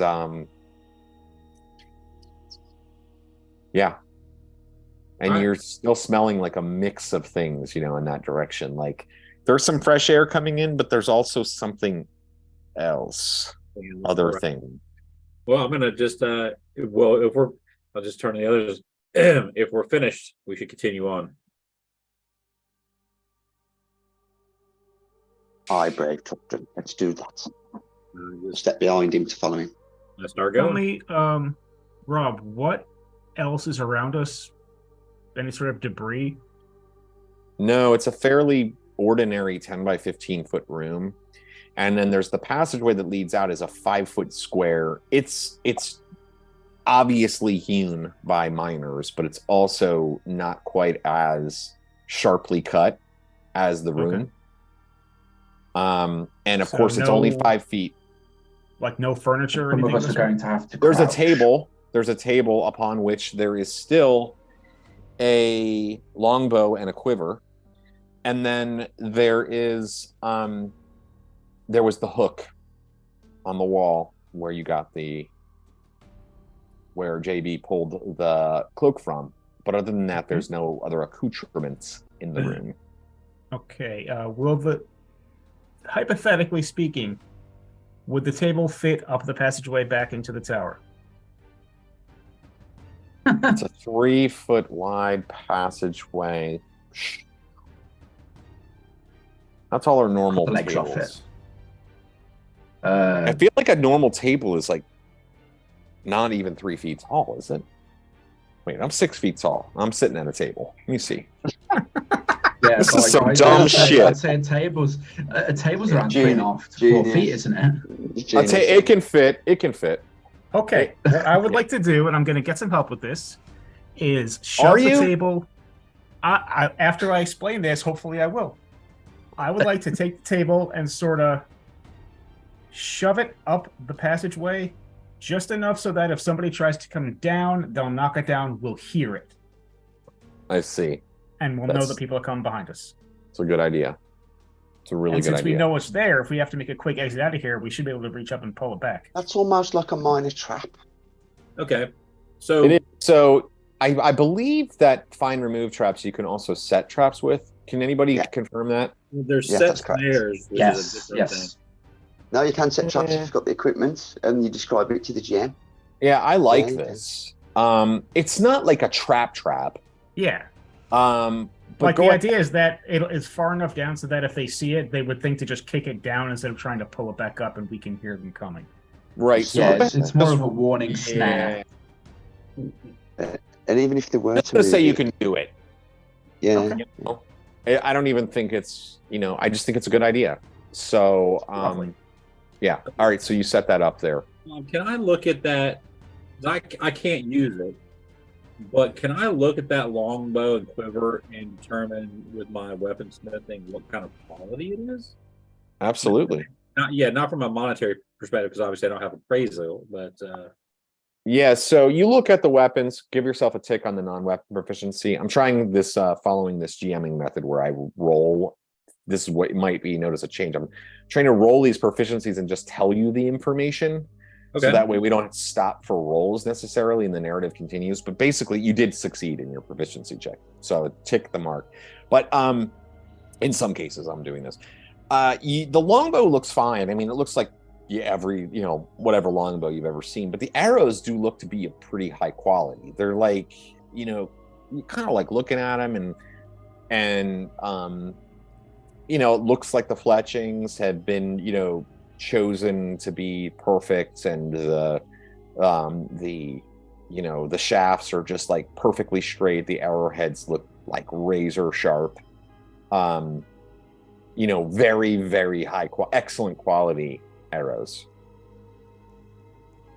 So I'll put that out and say, if anybody's interested, this bow is rather mundane, but these arrows, these are finely crafted. I'm going to call them flight arrows just because it's a longbow. It seems like flight arrows would probably be with them. These are finely crafted arrows that serve someone well. So I have short bow proficiency and not longbow, but I'll take the arrows if no one else will. Is short and longbow different proficiencies? Yep. I assumed they were. They are. Yes, they are. I guess I have light crossbow, which is different to heavy. The only time they're not different is if you use the optional weapon group proficiency. Yeah. I don't think that arrows are different, though. I bought all blades, 3. Sorry, but it's different. That is the right thing, yeah. They are different, but because you've got the initial proficiency, you only take half proficiency loss when you use it. So instead of it being like -3, it'd be like -1 instead, or -2, it'd be -1, because you've already got a high proficiency with that nature of weapon. With his decks and stuff, he probably wouldn't even notice. Maybe not, but it wouldn't give him an advantage to hit. So the arrows you could use the arrows though with your short bow. Doesn't Greyash also have a bow though? I do, but I'm not proficient with it. I'm sure you remember that. I do. I love that. Well, I mean, it happens. I've got a light crossbow proficiency. I don't have a crossbow. The quiver has 9 arrows in it. Okay. Thank you. I remember the deadly arrows of the lone wolf there, placed upon the enemy in the tower. They are best placed with him, are they not? Did he not strike deadly blows against the commander with the arrows he shot? Yes, he did. Yes. To each wolf, it's fair game. I wish you blessings with those arrows, brother. I hope you bring down many of our foes. All right, so just write 9 arrows. I just added them to my total, or should I keep them separate? Keep them separate. Okay. Put 9 excellent arrows. Excellent.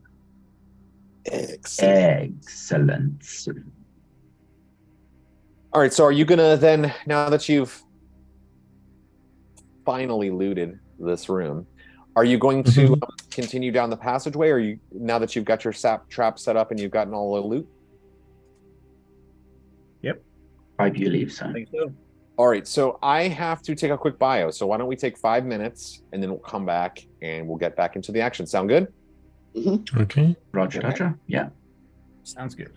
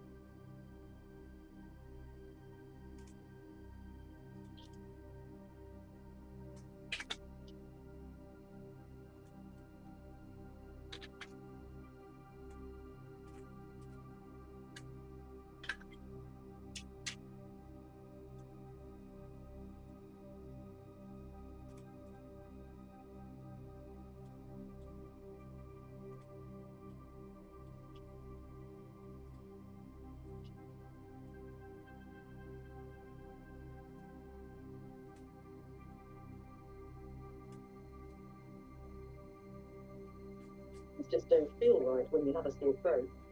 Just drink.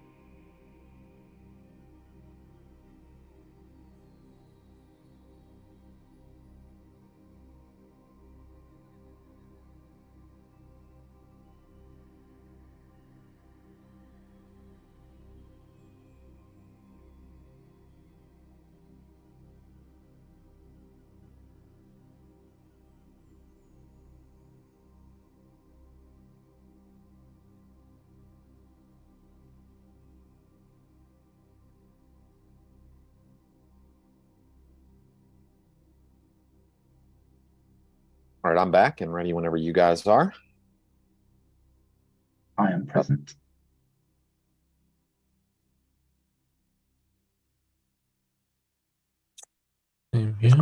Chris, are you there? Yeah, welcome back. You're not hearing me very well. No, I thought I heard you, but I think you and Luke talked at the same time, so I didn't quite hear you. And what about you, Pete, Dom?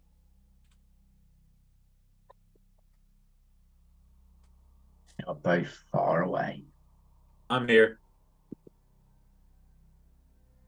Ready to go.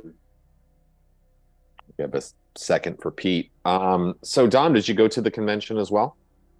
I did go to the convention. And did you meet Riker? I did. I got the picture signed that I got Gates McFadden to sign. Mm-hmm. Season 3, so working on that. Got a picture taken with him. Got to talk to him for a minute. Really cool guy. Yeah, he is. We were there on Sunday, so we saw his. You went to the talk? I couldn't go. I wanted to. He's funny as hell.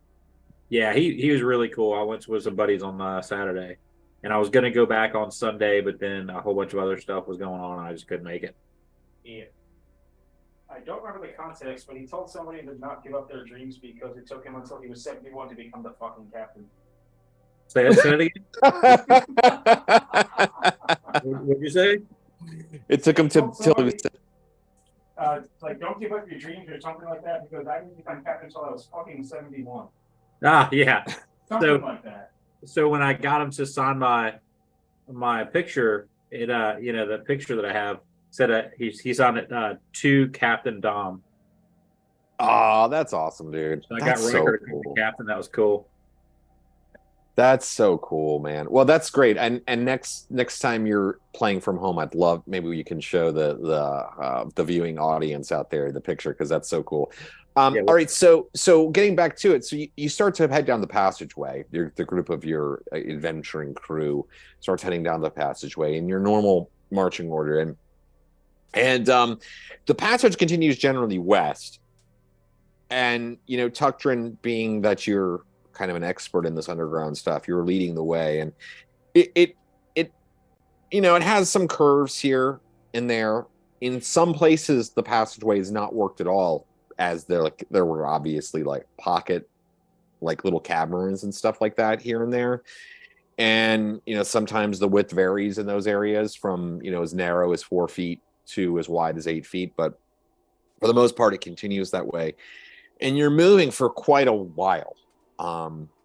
Tuctrin, because of your very good grasp of underground movement and things like that, you would estimate that you move about 540 feet before you get to a small natural cave. And the room is about a 40-foot oval, I guess you might say. And it has you see a 3-foot wide opening in the north wall, but there's lots of crevices and dark spots and stuff like that all around the room. But you do see from this room continues another passage. The only passage that's evident out of the room, it's a 3-foot wide opening. What would you like to do?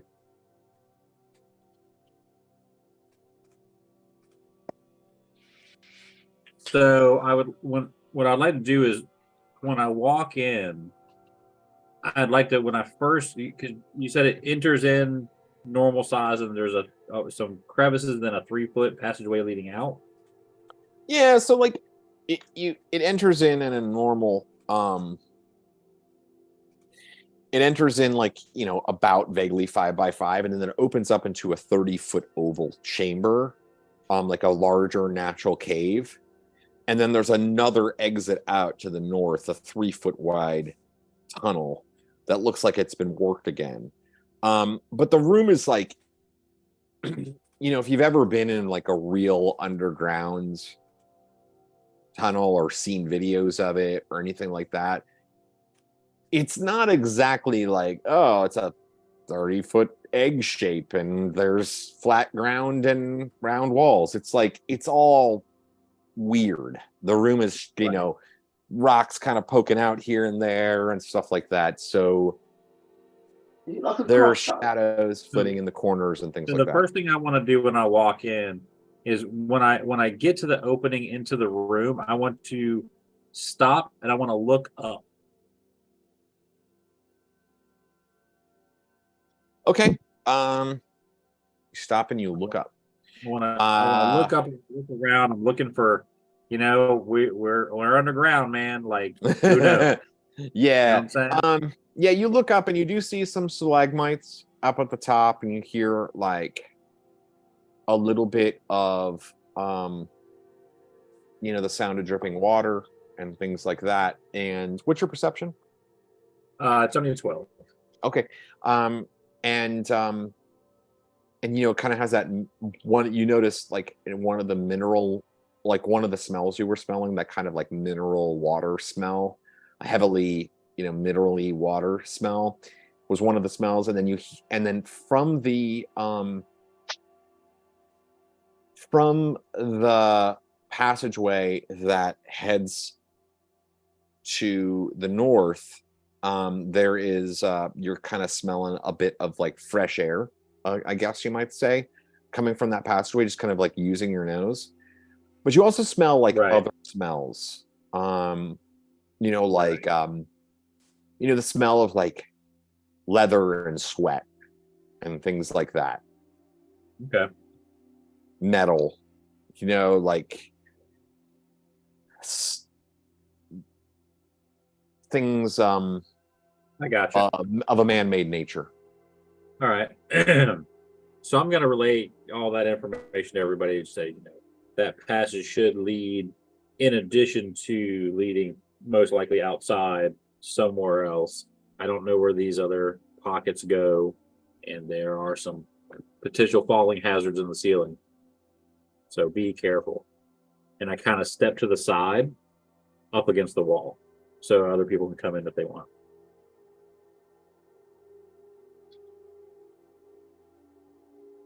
All right. I'm going to follow him in. Okay. Yeah, just follow the dwarf, my torch blinding everybody. Yeah, like, I can see really great until the torch comes in, and I'm like, okay, there we go. Yeah, and that just intensifies the shadows. I mean, you can see, again, like, there's lots of shadowy nooks and crannies, like, all around the room, and you can see, the stalactites up above and stalagmites kind of here and there around. The room is vaguely 30 feet, 10 meters around, but it's more oval shaped than anything.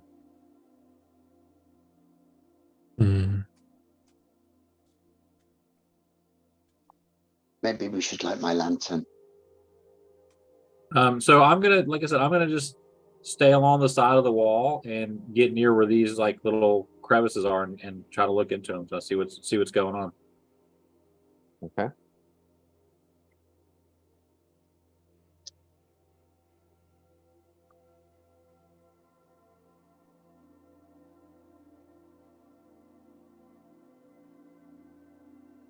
What's your chance? Give me your chances to find stuff for a door. So if it's a not the stone, proficiency thing, the other thing. for for a dwarf, I'm not sure what it is. Isn't it a 1 on a d6 or a 1 or a 2 on a d6? It's not. No. There's like detect. Oh, is that all under the proficiency? The detecting this the So detecting sliding stone doors and stuff. That's all under proficiency. Okay. I thought that was under race description, dwarf. So in the Dwarven handbook, so when you're specifically dealing with stone, they have proficiencies they get. I think Bob means like the natural dwarfish abilities, don't you? Like detect slopes and all that stuff. But you can also get it in mine. Yeah. What is the rest of you doing? You see Tuctrin starts like moving into the room and looking around. What's Greyash, Tarkus, Roland, JB? I think I'm gonna follow around. I'll head in and see if I can. Looking at the walls.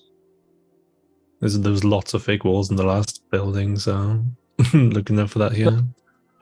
All right, so actually, you guys are looking around, and Tuctrin and Greyash, you kind of like are just glancing around, and the two Greyash and Tuctrin both come kind of near each other and notice that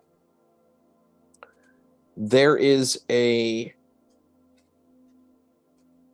stone slab on the south wall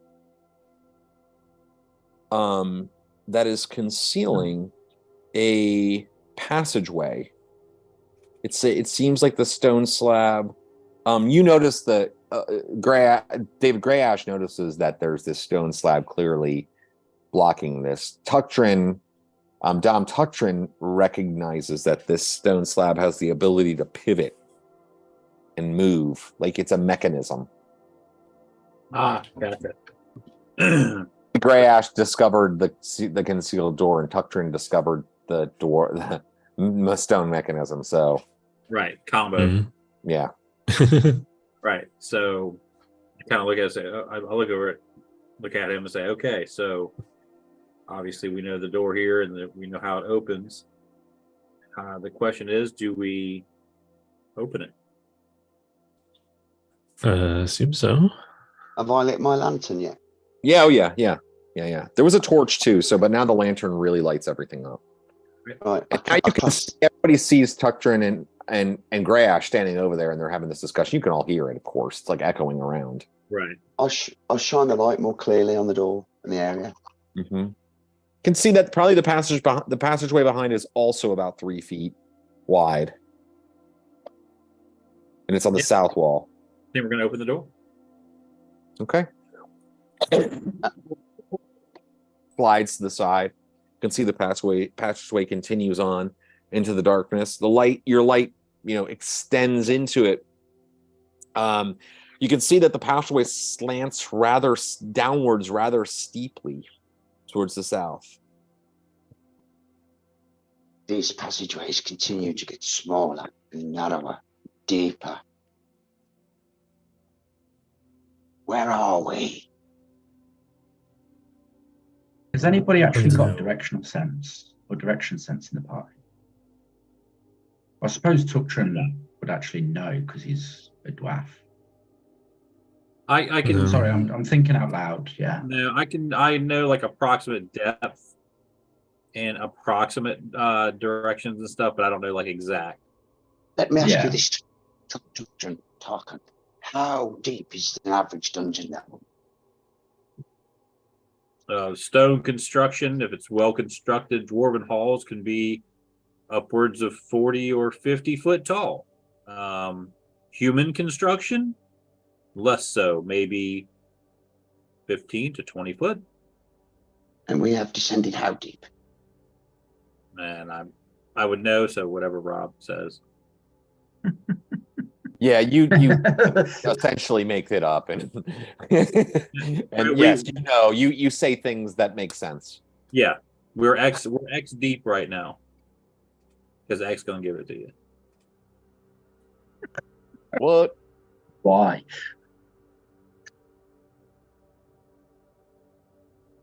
So that's put in it. So what do I see looking into this opening? Darkness. I say we go back. Slanting downwards steeply. Not dangerously, but rather steeply. If we've travelled west and now we've got a tunnel heading south, if that should lead directly under the temple. I believe so. So we may be on the right tracks here. As long as Roland doesn't get cold feet and a yellow belly, we can continue on. No, I stand back a second.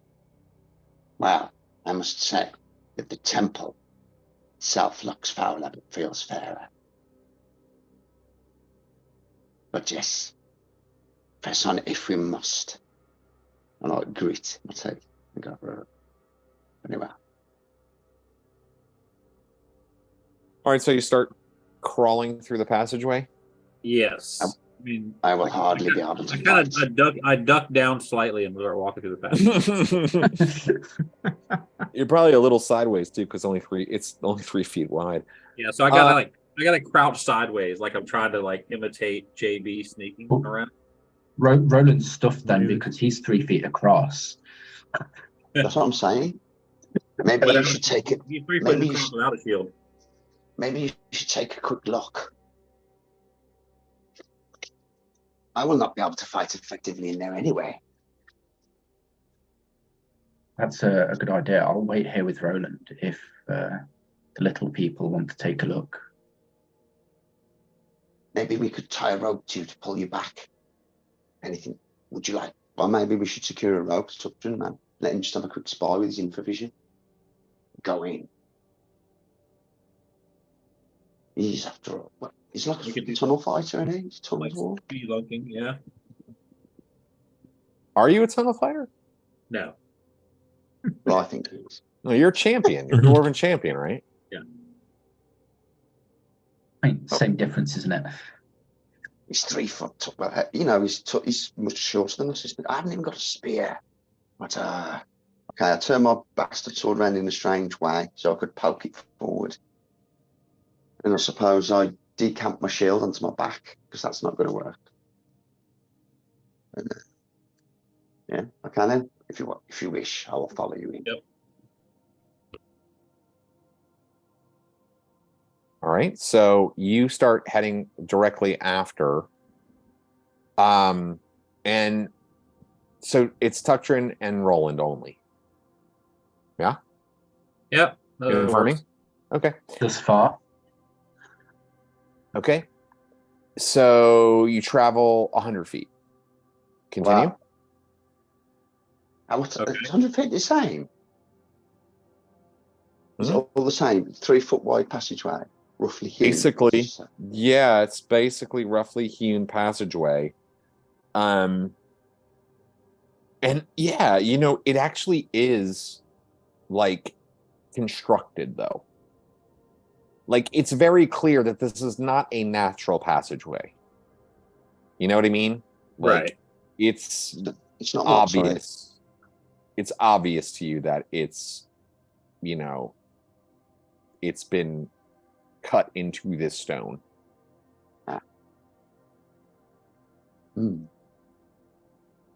Okay. Should we relay to this point then? I'll go back and get the others. You hold it. Yeah, and you're 100 feet, so you can look up the tunnel, and there's still, you see, you know, your companions like looking down into it, and you can see the light. I mean, their distance 100 feet, but I don't know. When I was a kid, we used to play in the sewers, and I think I've probably gone up about 100 feet. I remember. It's like, yeah, we just wave them in. All right. Yeah, so you see them. They're waving you in. You guys follow? The rest of you? Yeah.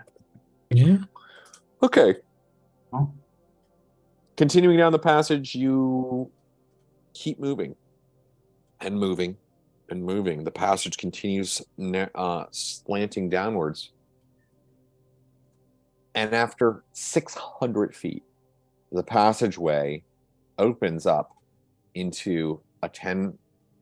It evens out, flattens out, and opens up ping you. Can you guys see this on the map? New map? I Always suppose. mid left.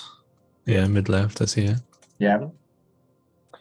So there's a 10-foot wide passageway, and it continues on for about 30 feet. Your light extends out to where you can see that it turns to the south. The passageway continues and turns to the south.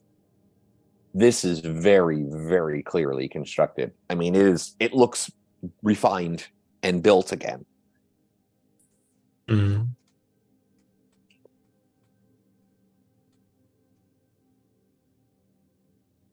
Okay. Yeah, we'll continue on down. Hang on one moment. Doctor, how deep are we now? I'd tell him X amount of feet deep now. Pretty deep. I mean, I literally have no idea how deep you are, but we're gonna see, because it doesn't give you that level of detail in the maps. But you're deep. You're very deep. It's gotta be, honestly, it's gotta be We gotta be 50 foot down at least. more than that. So I'm thinking, but I think we've gone too deep. Too deep. I just so my mind's right. Too deep. Actually, you know what? I think I can figure this out. I think that's somewhat important information. So just give me a brief second here. I don't think it's going to take me long either. But I say to the party also, when this tunnel we've come out of, wasn't there another tunnel ongoing as well there? We've come down one place. There was a room. There's a tunnel. There was. But was that the only exit? That was the only visible exit. And we followed that and found the slab. You would guess that you're about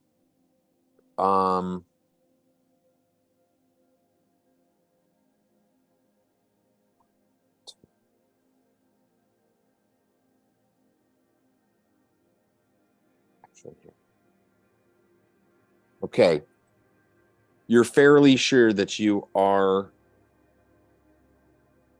125 feet deep. Wow. Oh boy. Below ground. That's fine. That's like,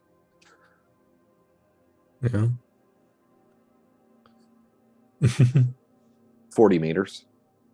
120 foot or so, 130 foot. 125. Yep. I mean, I rolled a 2 on your proficiency, so you Wait. know you're 125 feet deep. Sounds good. Approximately 125 feet. I say we just keep going. Like, Maybe we've come this far. And has it opened back up into a wider corridor now, Rob? It's a 10-foot wide corridor. Refilled. Passageway. Yeah, this should be accurate. That map is definitely accurate now. I reshield and blow out my lantern and stow it.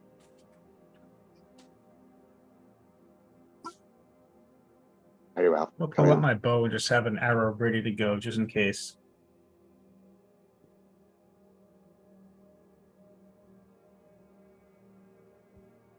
yeah, it's right. Okay.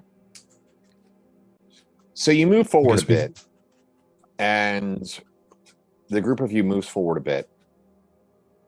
Are you in your marching order? I would Yeah. assume so. Do you have your lantern Yeah. and torches? No. So this is the way I'm gonna look at it, Rob, if this is okay, and kind of with the party. Normal marching order. If we're in the dark, if the lanterns are out, then we still need somebody up front that can check for traps. I'll check for stone traps if I can, but JB may need to be up there with us too, looking for things that we don't see. Yeah, can do. Very well. We're in the I'll step wilderness, then not necessarily, but that's Yeah, I'll step back. right. You know what I mean? Mm-hmm. Yeah. So JB moving up to the front means that it's Tuctrin, JB, Roland, Tarkus, Greyash. Yeah. Mhm. That's okay. So okay. Well, yeah. Yeah. We make a tank. Well, to if the front Greyash wall. doesn't feel comfortable at the back, then he needs to move up ahead of I'm Tarkus, fine. so I can take a beating. I'm fine here.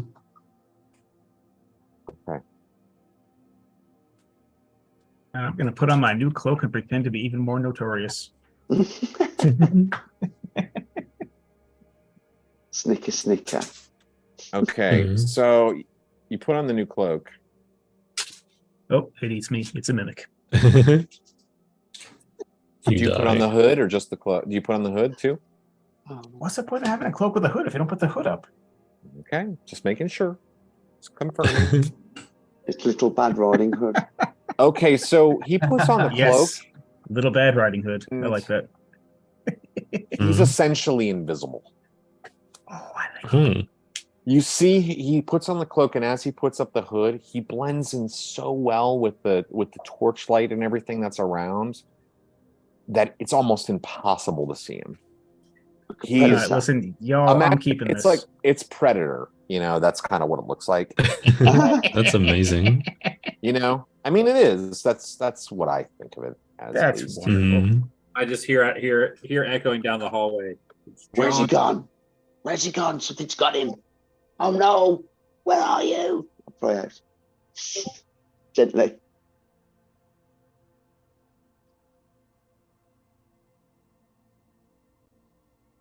So you can see the Right passageway. here. Yeah, I mean, like you saw him put the hood up, so you're like, oh my god, like you can see it, you know. Like Yeah. you can vaguely like make an outline of him, you know, just to, like imagine the Predator. That's you know? that's more impressive. Like we're like watching him, we're still like, what the Exactly. And so, you know, he is like essentially invisible as he's moving up in front of you. You know, obviously, JB, you can see yourself to a certain extent, like you know where you are when you're moving and stuff like that. But it's very clear, like even if you put your arm up, you know, with the cloak, like you can see, like it blends into the wall and everything like that. I mean, you know where you are, so you can kind of see it. All right, we'll continue on heading down. Like when we get to this opening, you know, I was gonna stop and try to peek around the corner. You know, Okay. Who's going to be stopping and peeking around the corner? Describe me exactly how you're doing this. well, because I don't know where JB is, so he may already be around the corner. I have no idea, so I'm gonna go to the very edge of the corner and just peek around the edge. Just, you know, Is JB in front? Are you in front of the dwarf or not? I thought we were sort of side by side, so he's checking stone, I'm checking traps. yeah. I mean, that was the agreement, but he's invisible now, so I can't see him. So I'm just going on the assumption that I can't see him, but he's probably still there. So I'm just gonna peek around the corner. Okay. Yeah, Okay. like that. I mean, I am also peeking around the corner like that too. Because I can't tell what he's doing because he's just being himself. Okay, so why don't each of you roll me a d20 and tell me what you got? All right. Perception. That's a 12.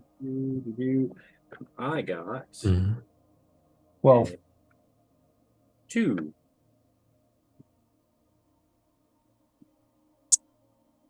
Okay.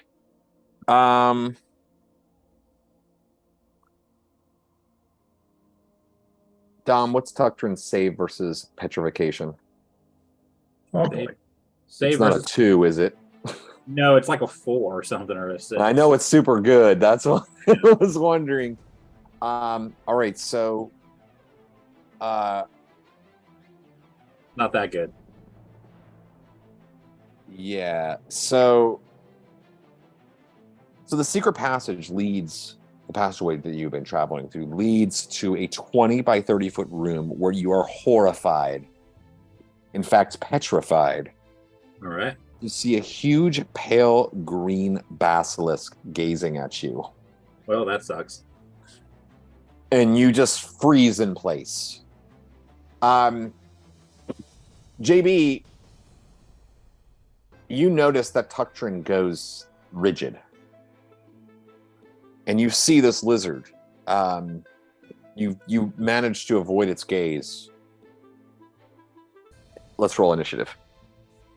So why don't we start? We'll let JB roll initiative this round. Declare. Oh, declare first. That's right. Thank you, Chris.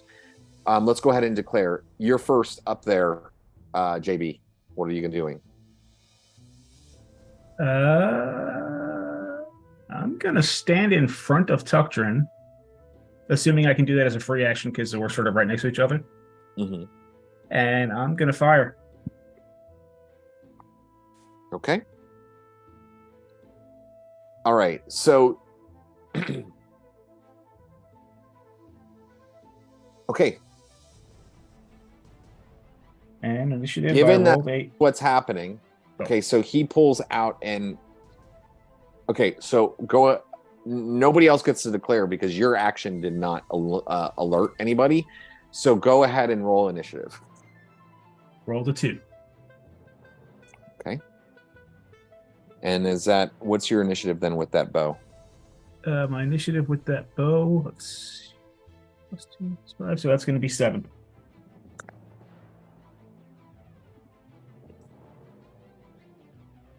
Okay.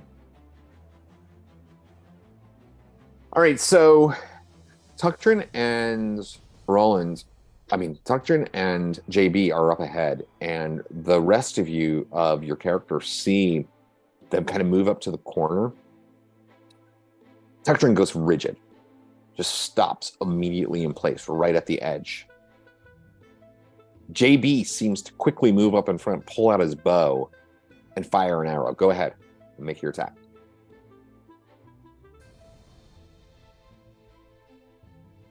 Dumped a few dice out here. I got my black D20. I keep losing it.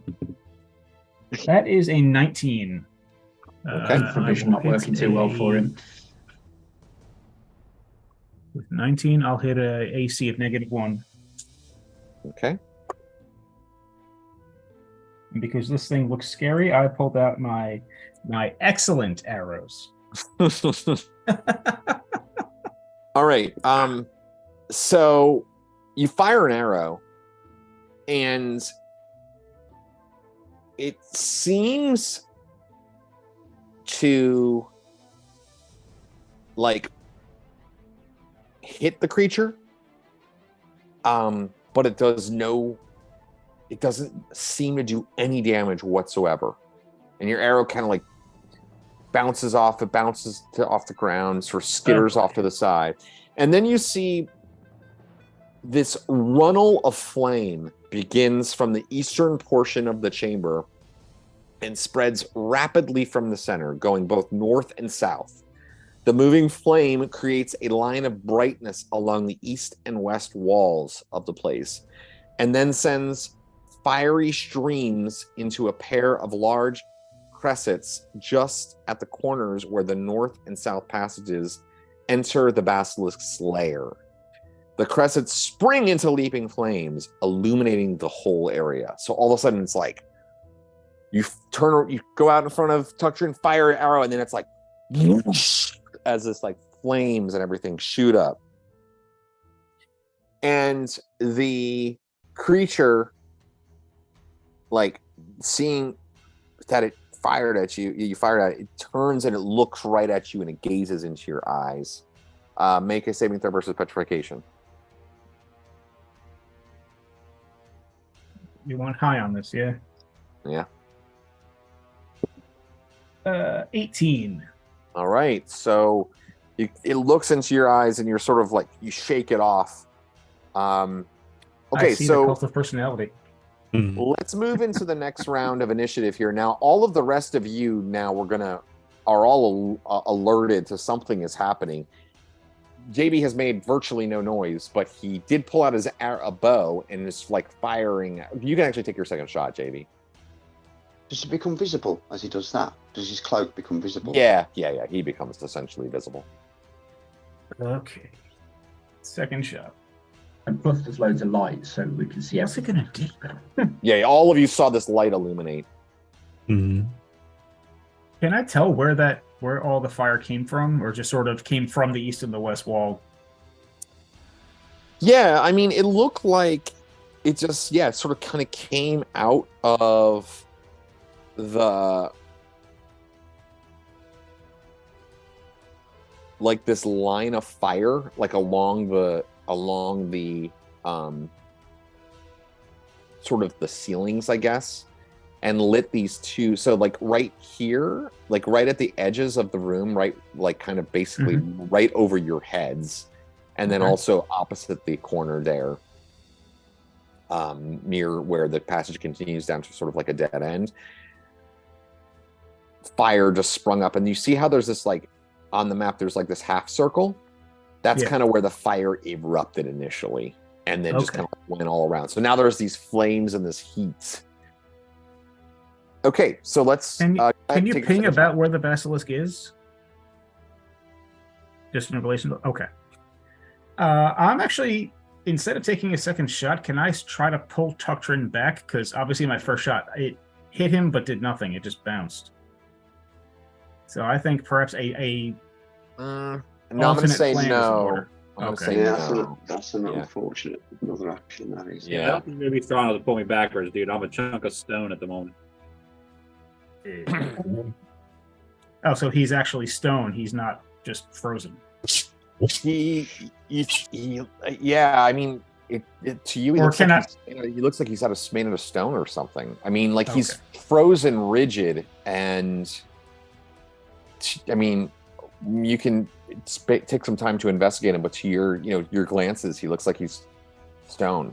All right, so let's go ahead back to initiative here, and I'm going to move to the background here.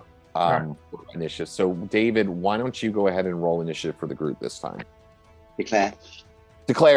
Thank you, Chris. Two declarations first. Go ahead and declare first here for Grey Ash. Do I know what a basilisk is? Would I recognize this? You don't even see the creature from where you are. I see them freezing as soon as they look. So I know it's like... That's the thing. Could be anything though, could be a wand of petrification. Could be a spell. Have you ever seen a basilisk? I don't know. It's around the corner. That's the thing, is like, I don't want to assume that I know what this creature is or what these effects are or anything like that. Well, did you ever encounter anything else? As a priest, Tarkus would understand what the petrification is, but doesn't necessarily know what a basilisk is, or that there's a basilisk around the corner. So I'm a little bit old school in that, like, in the older games, your character kind of knew what you thought your character was new, and there was a certain level of trust. This isn't like 3rd edition where there's 9,000 proficiencies and there's like all these knowledge proficiencies. So I'm inclined to say, if you think your character might know about this creature, I'll give you an intelligence check. But just be honest, if you don't think your character would know about this, then unless they wander around in the deserts, probably not. Do they wander around in the deserts? They actually I don't know. Yeah, they do. That's their primary terrain. Yeah, their primary terrain is the desert. So actually, I'm okay with that. Be honest with you would have heard tales of the basilisk name, so you'd know. Probably in that, if that is your rationale. Yeah. I'll be fair. I'll roll an int check, even though I've got like 17 int. So. Yeah, that's fine. I mean, there isn't knowledge checks in second. Yeah, but you can do role playing. Exactly. Checks. Yeah, that's fine. So I'm gonna be a bastard. I'm gonna roll in with my primary gut reaction to someone freezing in place, which is the only spell I know now that could possibly counter this creature is glitter dust. I don't know how that would affect it, but I'm glitter dusting this entire room. Fine, I have blind fighting. Let's go. Fucking killing me, dude. All right, so you're gonna do glitter dust. All right, so glitter dust. Let's go to the next in declarations. JB. Well, arrows did nothing, so I'm going to try to get around into melee range and stab the thing.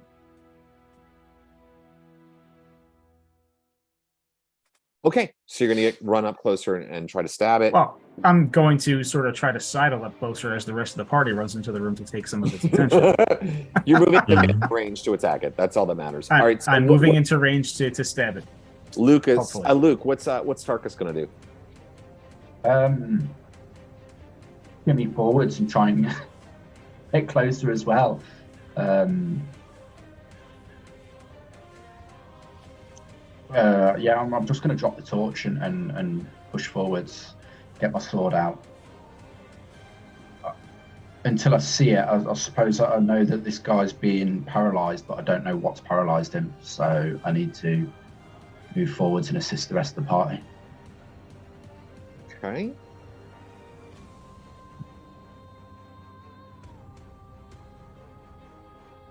And finally, let's get to Roland. Chris, what's Roland gonna do? I out-tucked, so I run to him and rugby tackle, snatch him back, and pick him up as best I can, and try and move him back round the corner to a safe place. Okay, so you're gonna pull Tuckdrin back. Yeah. All right, David, why don't you roll our initiative die this round? Okay, it is 2. Doing good.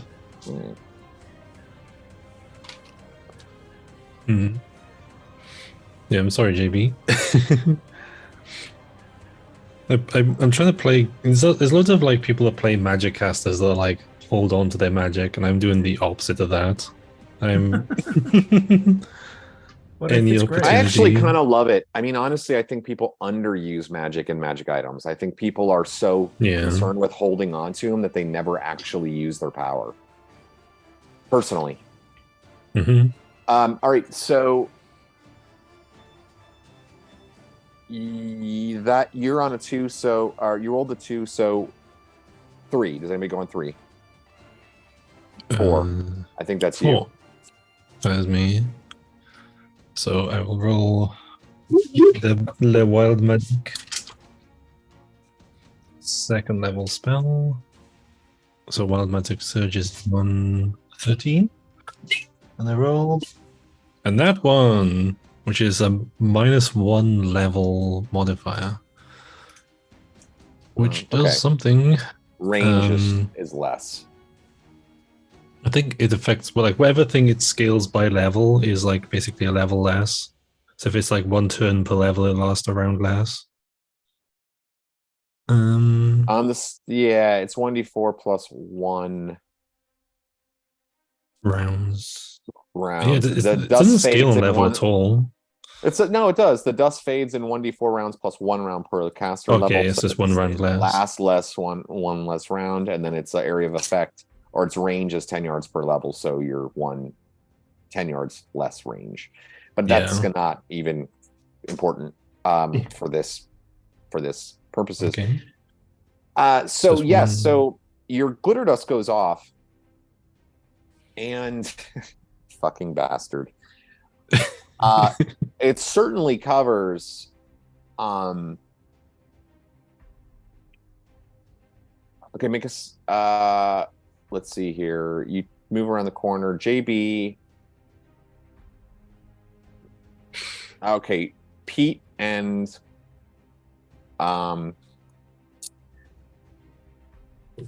Pete and David make saving throws versus spells, and these would be mind affecting for JB and Grey Ash, please. Mind affecting, how does that change? If you have a wisdom bonus that gives you bonuses versus mind affecting spells, then you get a bonus on that. Oh, I certainly don't. Okay. So this, I want to roll above, right? Yes. Equal to or above. No. I failed. Okay. This one again. Hold on. There was me hoping to get caught in it, so I would be blind. All right, so did I dodge the glitter dust? There's a glitter dust. No, you didn't dodge the glitter dust. The glitter dust hits everything. You're covered in gold dust, okay? Everything is covered in gold dust. The whole room is covered in gold dust. There's a couple of things, though, that emerge. Those invisible things. there are 3 invisible things that emerge. Oh my god. Oh dear. First of all, JB, Oh no. you notice that the basilisk doesn't seem to be covered by the gold, the glitter dust at all. God damn it. And you're like, what the fuck? And you kind of like squint your eyes at it, and you're like, that's not real. That's an illusion. JB notices that the basilisk is an illusion and it's all fake. And you kind of glance back really quickly at Tuctrin, and he's not actually turned to stone. He's just like frozen in place. And like the light was mixed with your eyes, so it looked to you like he was turned to stone. But like actually he's not. He's not turned to stone. You just kind of believe that he was turned to stone, so like your mind made it real. Ooh. But now that you realize it's an illusion, you see that Tuctrin is also not actually turned to stone. He's just frozen in place. Then there are 3 figures that appear that you notice. There is one figure that is standing motionless right at the area where the flame erupted. Right? Like there's that like center area. There's like a figure like standing right there. A somewhat indistinct average size figure. An almost identical figure is also near where the big torch, like basically standing exactly opposite of where you guys are. So like at that other corner, there's another figure standing like right in that. It's not moving at all. It's literally just standing there completely motionless. However, you also see moving along the northern wall is a figure kind of like creeping along. Has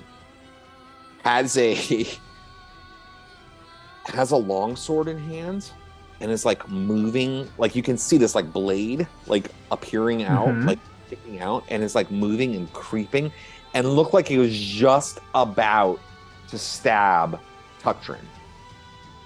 Can I pivot from meleeing the basilisk to meleeing this guy in the north wall?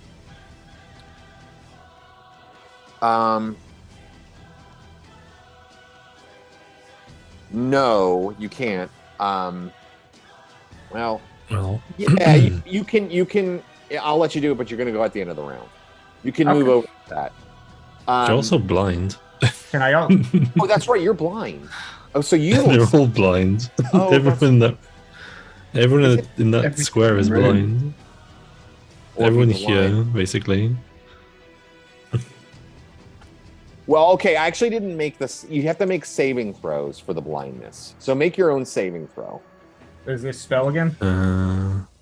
Versus spell. Save versus spell, yeah. So, but everybody is covered in the dust. Yeah, same versus spell. The dust doesn't. The dust reveals invisible creatures regardless of whether or not they make a save. So blindness is not automatic. Okay. Yep, I just made it, or 13. Good. So Good if stuff. I equal or pass it, I don't know what your saving throw versus spells is. Does it? it's Make that? well, it's 13. Okay. Then I rolled 13. So Yeah. So in yeah. So you are not blinded, but you are covered in gold. it's fitting. But you see this figure is moving, and you can move over to him, but you're going to be going at the end of the round. So Well, can I take a different action right now then? depends. North What do you wall. do? Someone's about to grab Tuctrin. Yeah, you can do that. In fact, Roland, I think you're next on 5, right? Yeah. Is that right? Mm-hmm. And actually, Tarkus, you're also. What are you doing again? Yeah, well, I was moving into the room, so I'm basically delaying it. Actually, as an 5. action. So, Yeah. yeah, So you I'll start be at moving in a 5. room. You see this as well, but you go after. You actually go after Yes. Greyash, so you're not covered in the gold dust. Neither is Roland, but you start moving in the room. Roland and Tarkus. This is kind of funny because far as you're concerned, the basilisk is real. But there's people moving around that we see covered in gold dust. Yeah, well, So there's that's two the that are question, not what do we moving do? at all. There's one guy Yeah. moving towards Tucktrin. Now, Roland was literally about to grab Tucktrin. So I'm going to give you an option to potentially do something. You're right there at 5, and same time, Tarkus is moving in there. But I wanted to give you an option first because you're literally you're just about to try to move Tucktrin, who is literally about to get stabbed. I stab him. I stab the person right next to Tucktrin, about to stab him. Like, you know what I mean? I just plunge my bastard sword straight into him. All right, so you're gonna roll. You're gonna attack him. Mhm. And I will throw my last aid on Tucktrin. Okay. So that's going to start at 5 because you see that. So we'll Yes. say that'll be 5 plus I whatever. will go on 8 to And cast then- the spell. Chris, your bastard sword attack modifier +6. 5 But is it's plus 6. magical. But it's magical. Is it +1? Yeah. +2? +1? Is it +1? Or is it? I think it might be +2. Yeah, it's I don't- +2. Oh, I think it's +2. I actually think it is Yeah. +2. Yeah, it's So +2. then that's 4 plus 4. So you'll go on 8 as well. So both of you are going at 8 then, right?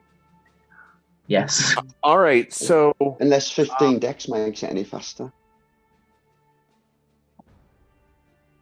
Dex doesn't affect your initiative, does it? yeah, it does. Or does it? Yeah, it does. Well, there you go. 15 dex. I don't know if it gives you a modifier, does it? Does it give you a reaction adjustment? I think it does at 15. No, just AC. Or is I it think. 16? It's just AC. Yeah, No, sorry, it's just AC. 15 doesn't give you anything. Yeah, 15 only gives you 1, Yeah. -1 to AC. The reaction adjustment doesn't start till 16. All right, so yes, so you're going to go on an 8 then. At 7, the formerly invisible creature, being that was walking up, you hear this, fuck! But he still stabs forward at Tucktrin. It's not going to be nearly as effective as it once was. Is he blinded too? No, he didn't. He's not blinded. He made a save, but he's covered in gold.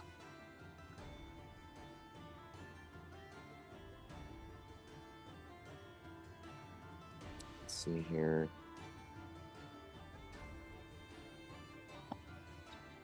All right, you take. No, wait. 2.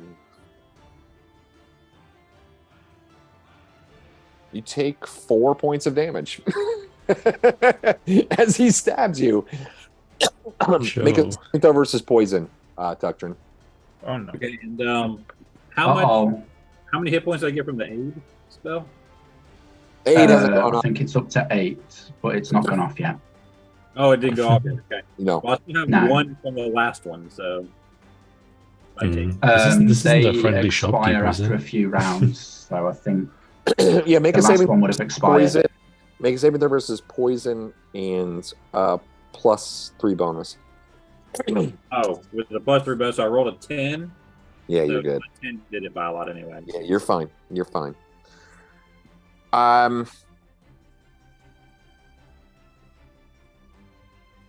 Okay, so that was on 7. On 8, Roland and Tarkus. So it goes missile or magic missile melee. So magic goes off first. Tarkus, your aid goes off on Tucktrin.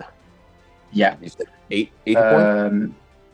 He gains 1d8. So he gains 5 temporary hit points and +2 to all saves. Wow. Appreciate it. Mm-hmm. Okay. And then Roland at 8 as well. So there's this like figure covered in gold. You don't know what kind of figure exactly what it is. You do notice the gold outline vaguely appears to be elven. Oh. Oh, in size, like its build and stuff. Mm-hmm. Okay. Also appears to be a woman. Oh. It's hard to see anything else. Like it's just like like outlined in gold, right? So like. Well, it's reaction moment. It's either her or Tucton. So stab.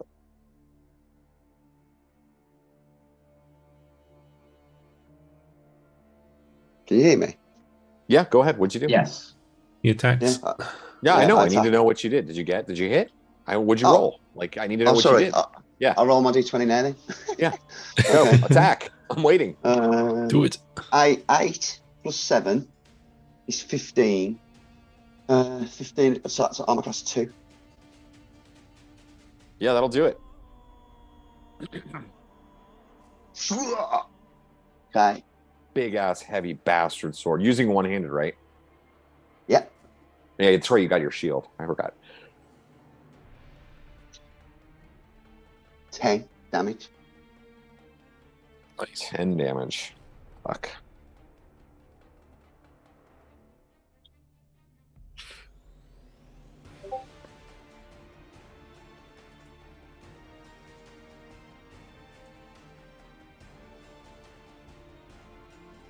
Okay. So that was at 8.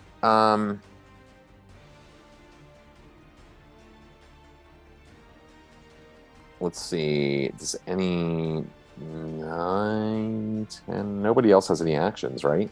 Dom is frozen, or Tuctrin's frozen. Roland, Tarkus, JB.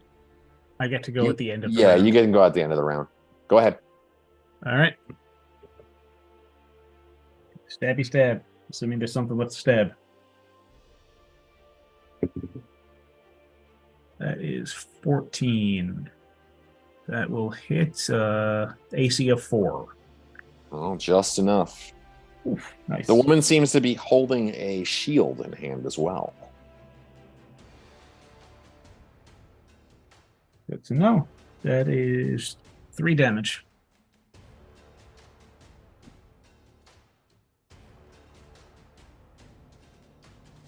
Okay.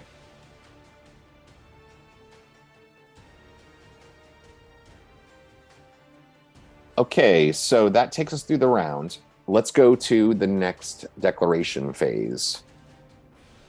And we will start this time with Takis. Luke, what's he going to do this round? I'm going to try and drag Tuctron back out of the way, like Rogan was going to do. Love it. Great idea. Okay. Yeah.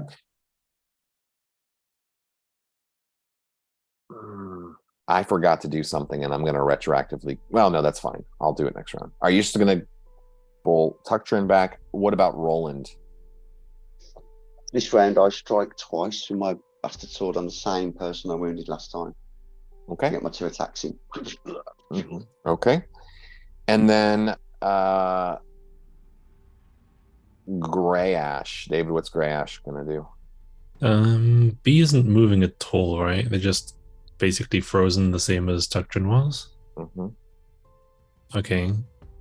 But A is neither one of the figures that you can see that are invisible that look like they're essentially duplicates, vaguely humanoid shapes.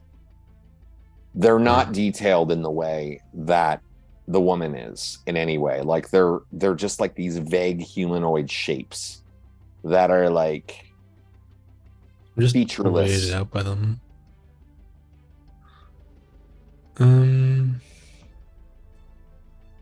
I need magic missiles to get this level. Level 4. Too many, as we already know. You get 3. If you're 5, it's 3. No, I'm still 4. 2. If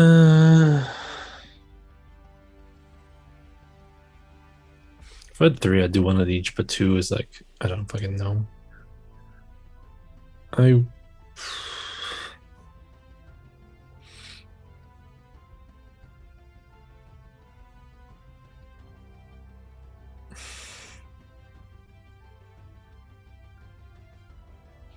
I don't want to waste my stuff of striking on just one person that's invisible. And Gotta make a decision. In the heat of battle.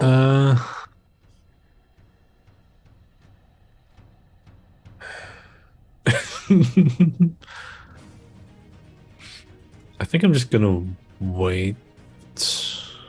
I Delay. don't want to fire. I don't want to fire an arrow into melee. I don't want to use my staff of striking. Delaying your action is magic perfectly missiles on fine. one person by themselves. Yeah. Okay, so Seems you like delay your action. All right, so Yeah. then finally JB. Pete, what's JB gonna do? We are close enough to this loser now, so we're going to stay in melee and just double stab you with the daggers. I can try and wake Tucktron up, maybe. Possibly, yeah, you could. All right, so let's go ahead and Luke, roll for our group initiative this round.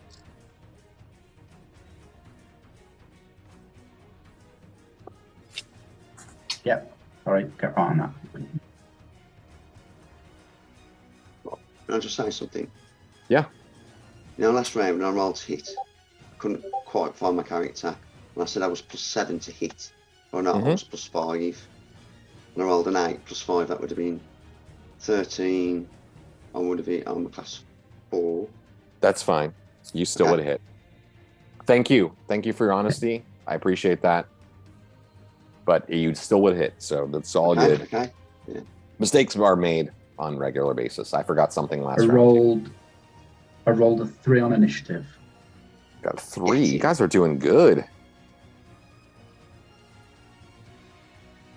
Okay, so let's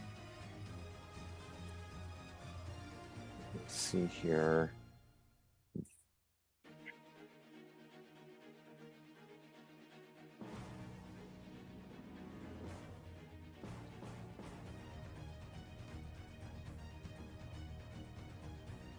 Okay, let's see here.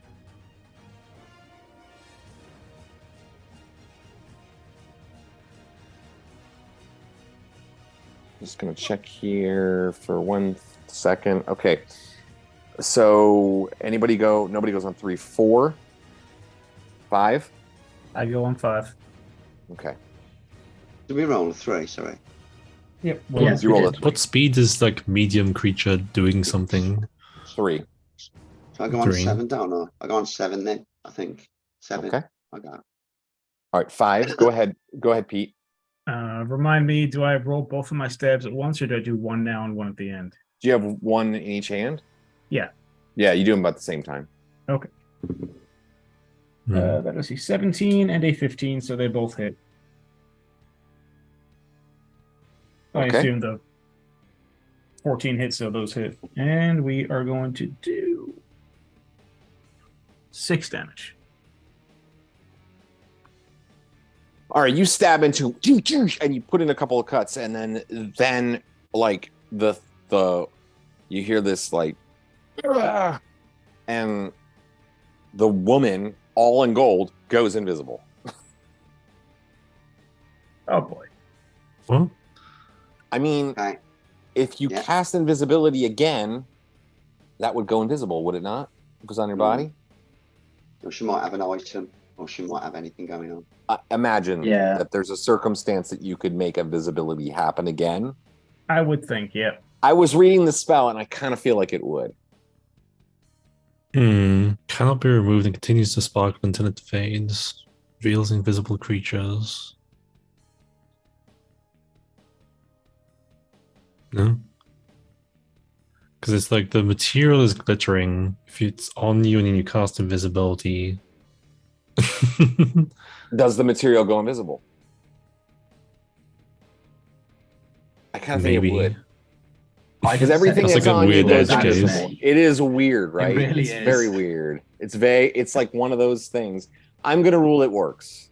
Because I think that anything you have on you goes invisible. But if this is a spell and I stabbed her, wouldn't that disrupt her spell? It would if it was a spell, yeah. Yeah, it could be anything. That's what the thing. That's the thing. You see, you should trust the GM. And when it comes, I'm gonna call it because I would give roll a save. I would give it to you So I'm going to do it. I would give you guys that option. You know what I mean? Remember, it swings both ways. Yeah. If something is using us and then you pull your cloak up, Mr. Predator man, you're going to quickly become invisible again, aren't you? So, True. You can go in the same initiative if it's speed 3, right? 5. Yeah, on 5. Go simultaneous. Yeah. So I'm just gonna slap Tuctrin as hard as I can and basically be like, feel that pain? It's like, you are not stone. You are man. You are dwarf. All right. I mean, he might be stoned.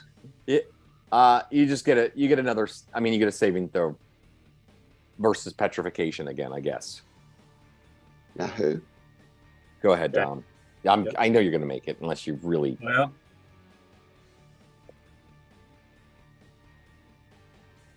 And a natural 20.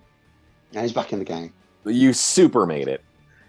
Yeah, so you just get slapped. A little bit of gray ash just slapped. You wake up. You're not a stone. You're a dwarf. And you come awake once more. And let's go to the next next in line. That was at 5. Anybody else at 5? Okay, so 6. Tarkus goes on 6. Okay, go Tarkus, cool. And Roland's at 7.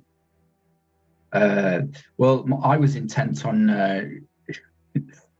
Since you were only doing movement as your action, which was to move Tuctrin, I will let you declare a new act. Start from this. Okay. Well, actually, then I could even say it would start at 5 because that was when the moment that gray ash slapped Tuctrin away. So then I suppose I'm going to employ my blind fighting techniques and try and swing for this invisible woman. That's great. Okay, so what does that bring your initiative up to? That brings me up to 6 + 5, 11. Okay, Roland at 7. Do my best to strike where I presume she is. Strike at invisible foe. Mm-hmm. Okay, so d20 +5. 10 + 5, I rolled a 15. My THACO is 17, so I've got arm +2. But then you've got -4 for invisible or whatever. So, but I'm actually only going to give you, it would be -4, but I'm going to give you -2. And the reason being is because although she turned invisible again, the floor is still covered with the glitter dust and you can see footprints. So you kind of vaguely know where she is. So I'm just going to say a -2. So you do hit AC 4, actually. You hit the blind creature. Right, okay. Nice. Yeah, 8 + 7. 6 + 7, 13. Okay. Jesus Christ, man. Then my second attack goes on another 4, doesn't it? Because it's specialization. Second attack on same weapon is delayed by 3, isn't it? Up to GM. I mean, I always played it with your second attack when your specialized goes at the end of the round. That's what we've been doing from the very beginning. Okay, yeah, house rule, fine. Yeah, that's fine. I don't know what the rule actually is on the second attack. You should have the weapon speed again. Oh, really? Yeah. I didn't even thought about that. But I think we always met halfway. I think we always met halfway in Chris's games and just said it's like a generic action, so it's 3. Or is that not your rule, Chris? I don't know. It doesn't matter. It doesn't matter. No, let's just keep it. We've been doing it at the end of the round, and I've been doing that for the enemies too. So might as well. All right. So so then 11 Tarkus. Yeah. So if like with blind fighting, I'm at a -2 instead of a -4. Does that make me a 0 because footprints? Yeah. I'm going to say yeah. Wow. Your blind fighting techniques combined with the fact that you can see the footprints makes it like you're an expert. You're sensing the movements. Natural 20. Oh, fucking A, dude. This poor woman. Solid She thought she was so smart. She takes 1 damage. One? never mind. There's no way. It has to be. There's no way it's one. It Well, doubles. It's not possible. It's 2. It's double to 2, but I rolled a 1 after rolling the natural 20. That is so. Oh, no. That's such a shame. Do you have no plus to damage from like strength or dex? No. Yeah, you I'm need to, average strength, average dex. I've got everything in wisdom. the next stuff Okay. you get, man. You need to pair up that cleric.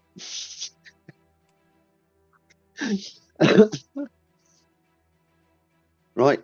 What's next, Bob?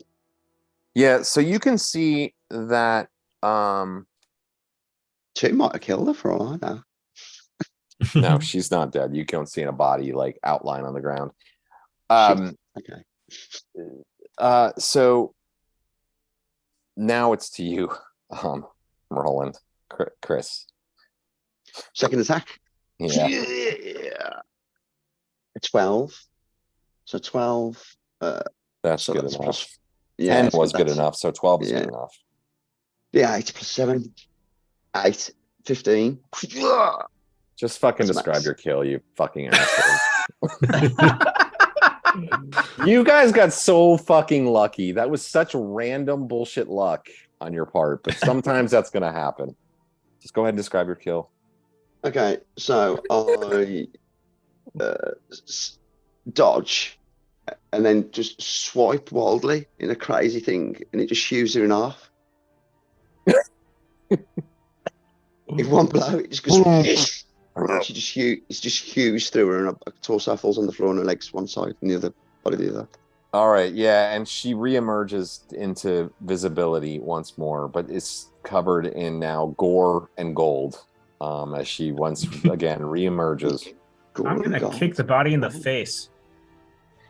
And it takes a few moments, but you ultimately all recognize the illusion of the basilisk. We're going to wrap up because we're past the time here. You all fairly quickly recognize the illusion for what it is, and after those 2 figures that are invisible, they are not moving. And David, do you have the spell Unseen Servant? No. Okay. After a bit, you're like, those are unseen servants. You just vaguely like that's such a common spell. They're unseen servants. Okay. Gosh. Yeah, so they're invisible, but they're just non-action character figures. But you are able to deduce that. Eventually, the gold kind of starts to wear off, and the figure. Look for the spell book. Yeah, so you see that she's lying there on the ground. She's got I actually misspoke. She has a short sword. She's wearing leather armor. She's got a shield at her side. She seems to be like she's fairly beautiful. Looks to be elven. Beautiful elven woman. Did we kill a beautiful elven man in the moat house? I think we're taking a family down. Yeah, we one did. by one. Yes. No, the beautiful man was human, but you did kill an elven man as well. She's adopted. And you see that she is, she's got a few other things on her, like, she's got gear and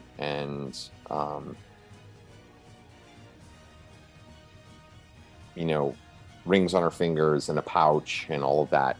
You also notice, and this she did succeed on, is that the door to the north is slightly ajar. This door here to the north is slightly ajar. Okay. So she probably snuck out of there when we were all seeing the fake basilisk. Exactly. Which means there's probably something in there. And as you say that, I think we will round off there and we'll continue right from here next time. Well done, guys. I'll give you, that was super lucky because, man, oh man, that is a motherfucker if you do not get lucky like that. That is a Somebody please remind me to start traveling was... around these dungeons with a pocket full of flour, because this is the second time I that have a pocket full of flour. I literally have a pocket of flour. Good Like it's game. on my character sheet. It wasn't really luck, though, was it? It was that bloody spell, glitter dust, again. Yeah. Yeah, but he It's a good cast it. spell. He even said though, like, I don't even know what I'm doing. I'm just gonna cast this. It wasn't like super strategy. It was just like, I got this spell. I'm just gonna do it. And I think the luck was I those of use us it who in made our every saving fight. throws. Why not use it now? And also the fact that the woman had sneaked out into the room after the first round to sneak up on you. So she was in the room. Like there was no really particular reason to use glitter dust in that moment. You know, it was like it's like if it was a basilisk, it would have also worked because it would have blinded the basilisk. That was a good idea. See, but it was but it wasn't the basilisk. You were right for the wrong reasons. Exactly. But you know what? Though sometimes perfect. you need luck because bad luck. There's lots of opportunities for bad luck to instantly kill you in these old modules too. So it all sort of evens out, and it is fair because. And as we know from Roll20, the DM is trying to kill us. Yes. Also, my character's name, my name today is Save or Die. So there's that. Anyway, so let me give you the XP for killing this bastard, which for some fucking reason is not actually listed here. So who gets their ring of invisibility? You know what? I think, yeah, we should let the mage have the ring of the invisibility. I'll agree with that because I have a cloak of invisibility. Yes, the mage should have the ring every time. Give it the mage because he'll be able to vanish and come back with some serious glass cannon. You know what I mean? If we remove the mage as a target, he can appear, he can wait, stay hidden, cast, become visible, and deploy spells more easily. So all right, I'm just going to give you. So I'm going to give you each 500 XP for that battle. There's actually no XP listed for this particular character, but there's something vaguely similar, and so it actually. They thought we'd die here.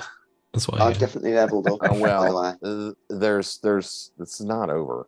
We're just stopping for now. You didn't go that far today because you were careful and that's smart, actually. Again, you gather leather armor, shield, and short sword, all of which are of excellent quality from her. She got 2 earrings and a jeweled belt. And also you find 7 gold pieces and 12 electrum pieces in a purse. Pete, why don't you really quickly just do an appraisal give me an appraisal roll. Or actually, doesn't Tuxtron have it as well? Nope. Has anybody got set magic? I rolled a 10, so I made it no matter what I got to roll against. All right, so each of the earrings is worth 400 gold pieces, and the jeweled belt is worth 3,200 gold pieces. How much is the belt? 3,200 gold pieces. Fucking hell! You know at the very end. Ass belt. You know, at the very end, if we cash in, right, and I've got 3,000 whatever each, can I have this as my saver? Like, I don't want to, like, basically, Elvis belt I've always wanted one. So you lot keep it, and I'll just keep paying into a pot. When I've paid enough. Did you say an Elvis belt? Yeah, I reckon it looks like an Elvis belt. Fucking you can look whatever you want it to look like. It's awesome then. All right. Yeah, I mean, it looks like you'd be like a fucking professional wrestler who won some like match or something. I don't know. It'd be crazy for that amount of money. Anyway, so we're kind of getting into all this, but the woman is lying there. Everything has faded away. The basilisk is still roaming around, but like you all know it's fake. There's a doorway that's partially cracked to the top. The doorway to is slightly ajar. And then there's still a doorway to the south. There's also a dead-end passageway that was directly opposite of where you entered. And then, of course, the way back out, which is, you could continue back the passageway from whence you came. But we will end it there. I don't think we're playing next week. So it'll be, I think, in 2 weeks. But we can connect online. If you watch this whole episode, then like and subscribe, to this thing. But guys, thanks for playing, man. And a special big time thanks to Dom for fucking playing after that drive. You are kick-ass. I got you, man. It was fun. Super fun. Salute. All right. Take care, y'all. Have a good night. Hey, Rob, real quick. Good night. How many Yeah. Oh yeah, hit dice. 7. 7 hit die. Do they not have rings? And It had a ring. They had a ring. Do you want to put Good on the ring? night. Oh my god. I kind of do, yeah. Okay, so Like, I Greyash assume it's puts not on- cursed. You put on the ring, Greyash, and as soon as you put on the ring, you know its function. It's like it enters your mind as you put on the ring. You slide it on, and you realize it's a ring of spell storing.